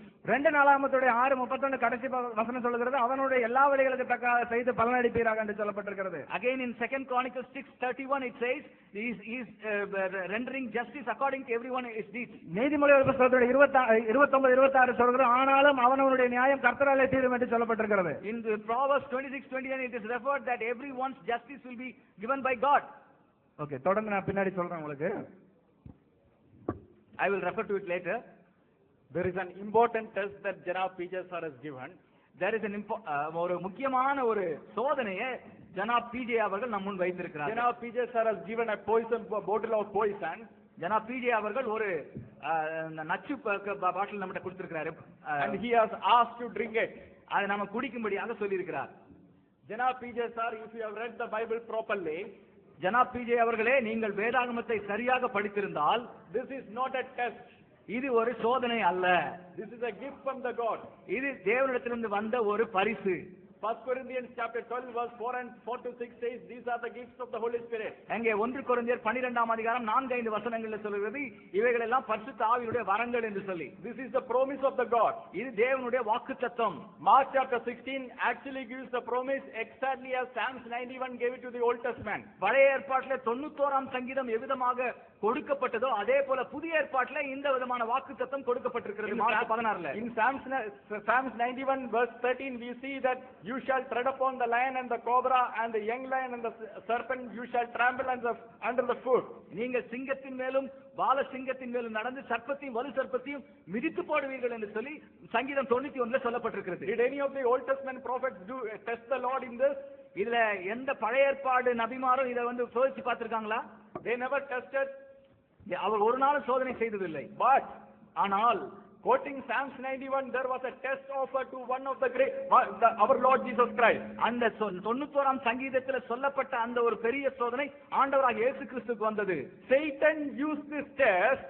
சாத்தான் இந்த சோதனையை பயன்படுத்தி Satan quoted Psalms 91 அங்கே சங்கீதம் 91ஐ மேற்கோள் காட்டி and asked Jesus, you do this and prove that you are the Son of God. நீ இதை செய்து தேவனுடைய குமாரன் என்று நிரூபியும் என்று சொன்னான். And to the Satan, சாத்தானுக்கு இயேசு கிறிஸ்து சொன்னார், Lord Jesus Christ said, you shall not test the Lord. நீ ஆண்டவர் தேவனை சோதிக்க கூடாது, பரீட்சித்து பார்க்க கூடாது என்று சொன்னார். As I said from the beginning, we stand by what Jesus has said for us. இயேசு கிறிஸ்து எங்களுக்கு எதை சொல்லி இருக்கிறாரோ அதன் பின்னாடி நாங்கள் இருக்கிறோம். We shall not test the Lord. நான் ஆண்ட தேவனை சோதித்து பார்ப்பதில்லை. In fact, there is no need to test on this point. ஏனென்றால் இதை குறித்து நாம் சோதிக்க வேண்டிய அவசியம் இல்லை. It has been already been proven both in the Old Testament and in the New Testament. இது பழைய ஏற்பாட்டிலும் புதிய ஏற்பாட்டிலும் நிரூபிக்கப்பட்ட ஒன்று. Daniel chapter 6, Daniel was put in the lion's den and he was saved. அங்கே தானியேல் சிங்க கெபியிலே போடப்பட்டான், அவன் காப்பாற்றப்பட்டான். He never tested the Lord. ஆனால் தேவனை அவன் ஒருபோதும் சோதித்ததில்லை. Acts chapter 2, the Christians spoke in tongues. அங்கே அப்போஸ்தலர் 2ஆம் அதிகாரத்திலே அப்போஸ்தலர்கள் அந்நிய பாஷையிலே பேசினார்கள். Acts chapter 5, apostles healed the sick. Apostles healed the sick. அப்போஸ்தலர் 5ஆம் அதிகாரத்திலே அப்போஸ்தலர்கள் நோயாளிகளை சுத்தப்படுத்தினார்கள். Acts chapter 28, a viper bite the hand of the apostle Paul, yet he was saved from that poison. அங்கே அப்போஸ்தலர் 28ஆம் அதிகாரத்திலே ஒரு சர்ப்பம் விரியன் பாம்பு அவன் பவுலை கடித்தது, ஆனால் அவருக்கு ஒன்றும் நடக்கவில்லை. So these things the Lord has promised, the Bible has already shown that this is fulfilled. இந்த வாக்கியங்கள் மூலமா நாம் தெரிந்து கொள்வது என்றால் வேத வசனம் உண்மை என்று சொல்லி நாம் தெரிந்து So கொள்கிறோம். what Lord Jesus Christ said to the Satan, I am going to say it to PJ.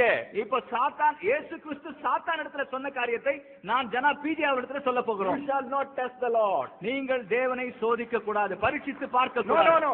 no, please. But there is a test for them. ஆனால் அவர்களுக்கு ஒரு சோதனை இருக்கிறது. In Surah chapter 16 verse 99, சூரா 16:99வது ஆயத்துல Allah promises that Satan has no authority over the believers. அங்கே விசுவாசிகள் மேல் சாத்தானுக்கு எந்த அதிகாரமும் இல்லை. But Allah could never fulfill this promise. ஆனா அல்லாஹ் இந்த ஒரு வாக்குத்தத்தத்தை அவரால் நிறைவேற்ற முடியவில்லை. In Sahih Bukhari volume 4 book number 53 hadith number 400, சஹீஹ் புகாரி வால்யூம் 4 புத்தகம் 33 400வது எண்ணிலே Hazrat Muhammad was under the magic spell and Allah could not save his prophet from the magic spell. ஹஜ்ரத் முகமது அவர்கள் மந்திர கட்டிலே இருந்தார்கள், அல்லாஹ் அவர்களை காப்பாற்ற முடியவில்லை. In fact, my brothers, உண்மையாய் சொன்ன போனால் சகோதரர்களே, regarding the poison, இந்த நச்சை குறித்து Hazrat Muhammad has given a medicine. ஹஜ்ரத் முகமது அவர்கள் ஒரு மருந்தை கொடுத்திருக்கிறார். In Sahih Bukhari volume 7 hadith number 664, hadith number 664 and hadith number 671, hadith number 671, Hazrat Muhammad said, if somebody takes even numbers of dates, இங்கே அவங்க குறிப்பிட்ட எண்ணுள்ள அந்த திராட்சை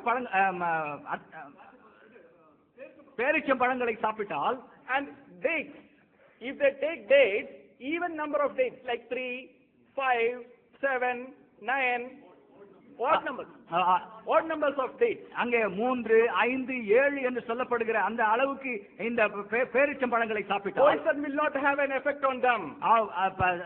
அந்த நச்சுவானது அவர்கள் மீது எந்த பாதிப்பையும் ஏற்படுத்தாது. Janab PJ sir, you can take these dates and you can eat 3, 5, 7, 9, 11 as much as you want, but only odd numbers. Okay? Janab sir அவர்களே, இதுல இருக்கிற பேரிச்சை பழங்களை 3, 5, 7, 11 எல்லாவற்றையும் அந்த ஒற்றை எண்களில் நீங்க சாப்பிடு, எவ்வளவு வேண்டுமானாலும் நீங்கள் சாப்பிடலாம். And this is a medicine. இது ஒரு மருந்து என்று This is சொல்லுகிறார். not a promise. இது ஒரு வாக்கு அல்ல. And medicine has to be tested. அந்த மருந்தானது சோதிக்கப்பட வேண்டும். Who can test the medicine? யார் அந்த மருந்தை சோதித்து பார்க்க Before முடியும்? he gives us these things to us, he has to eat this and test the medicine and prove that Hazrat Muhammad was the doctors of doctor. அங்கே இந்த எங்களை சோதிப்பதற்கு முன்பதாக இந்த சோதனையை அவர் எடுத்து ஹஜ்ரத் முகமது அவர்கள் மருத்துவர்களுக்கெல்லாம் மருத்துவர் என்பதை அவர் நிரூபிக்க So வேண்டும். he can eat the dates and drink the poison that he had got, and he can prove that Hazrat Muhammad was right. இங்கே அவர் இந்த பேரிச்சம்பழங்களை சாப்பிட்டு இந்த பாய்சனை குடித்துவிட்டு ஹஜ்ரத் முகமது சரி என்பதை அவர் வந்து நிரூபிக்க வேண்டும். Now, my dear friend, he has never read his own resources. தன்னுடைய சொந்த காரியங்களை அவர் படிக்காமல் இருந்திருக்கிறார். Muhammad. இதே சோதனையானது ஹஜ்ரத் முகமது அவர்களுக்கு கொடுக்கப்பட்டது. It is in Sahih al-Bukhari, volume 4, hadith number 394. அது சஹீஹ் அல்-புகாரி வால்யூம் நம்பர் 4 394 அந்த ஆயத்துல ஹதீஸ்ல சொல்லப்பட்டிருக்கிறது. Like our PJ sir rightly says, Prophet Muhammad claimed to be a prophet mentioned in the Torah. So now he has to fulfill the promise and test in the Torah. இங்கே சகோதர ஜனாப் PJ அவர்கள் சொன்னார்கள், தோராவிலே முகமது வந்து ஒரு தீர்க்கதரிசி, ஒரு நபி என்று சொல்லப்பட்டிருக்கிறது. அவர் இப்பொழுது அவர் நபி என்பதை அவர் நிரூபிக்க வேண்டும். So there was a lady, her name was Zainab, and she said, I will test Prophet Muhammad, he is a prophet or not. இப்போ வந்து ஜைனாப் என்கிற ஒரு பெண்மணி என்ன செய்தார்கள், முகமது வந்து உண்மையிலே ஒரு நபிதானா என்பதை சோதித்து பார்க்க If he விரும்பினார். is a prophet, then the poison will not harm, and if he is a false prophet, then he will eat and die and we will be redeemed. அவர்கள் சொன்னார்கள், இவர் உண்மையாலுமே கடவுளிடத்தில் வந்த நபி என்று சொன்னால் நான் கொடுக்க போகிற இந்த நச்சை அவர் சாப்பிட்டால் அவருக்கு ஒன்றும் செய்யாது. ஒருவேளை அவர் மரித்து போனார் என்றால் அவர் பொய்யான ஒரு தீர்க்கதரிசி நபி என்று. And our PJ sir test, Prophet Muhammad never passed. He ate and he died and he proved he is a false prophet. He did not give evidence to validate his claim. அந்த PJ sir சொன்னது போல அந்த டெஸ்டை வந்து ஹஜ்ரத் முகமது நபி அவர்கள் சாப்பிட்டார்கள், ஆனால் அதில் அவர்கள் வெற்றி பெறவில்லை, அவர்கள் மரித்து போனார்கள். Well, ladies and gentlemen, I want you to get the logic of this whole argument. இந்த முழு வாதத்தினுடைய தாத்பரியத்தை நீங்கள் அறிய வேண்டும் என்று விரும்புகிறேன். Please follow carefully. இதை தயவு செய்து நன்றாக கவனியுங்கள். They started denying that the word of God, Bible is not the word of God. அவர்கள் ஆரம்பத்திலே வேதாகமம் கடவுளுடைய வார்த்தை, இறை வார்த்தை இல்லை என்று சொல்லி ஆரம்பித்தார்கள். Because of their number one belief that the Quran is God's word. ஏனென்றால் குர்ஆன் தேவனுடைய வார்த்தை என்று நம்பினதினாலே. And if they don't believe that, they can't test our scriptures at all. They can't question us. இதை அவர்கள் நம்பவில்லை என்று சொன்னால் நம்முடைய வேதாகமத்தை அவர்கள் சோதித்து பார்க்க முடியாது. They can't start the argument. அவர்கள் அவருடைய விவாதத்தை ஆரம்பிக்க முடியாது. So they should first prove this.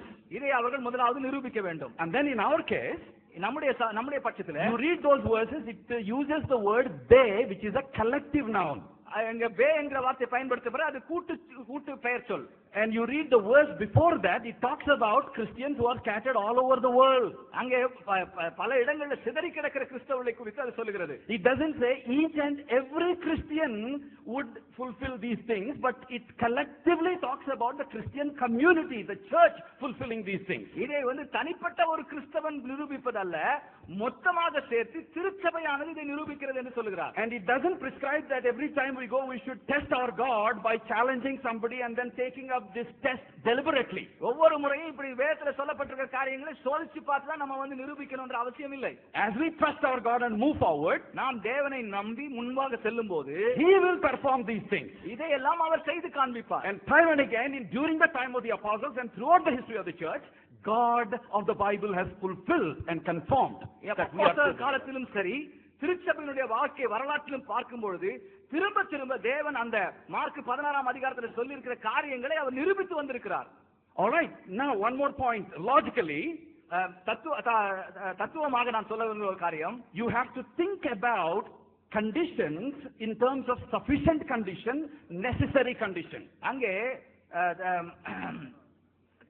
sufficient condition, necessary condition. நிபந்தனை, போதுமான நிபந்தனை, அவசியமான நிபந்தனை என்று சொல்லி. For example, for me to be a human being, நான் ஒரு மனிதனாக இருக்க வேண்டுமானால் what are sufficient conditions and what is a necessary condition? எது தேவையான போதுமான நிபந்தனை, எது எனக்கு அவசியமான நிபந்தனை?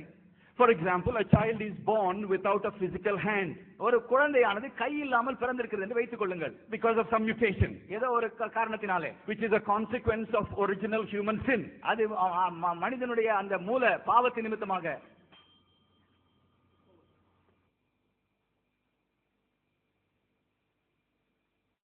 Allah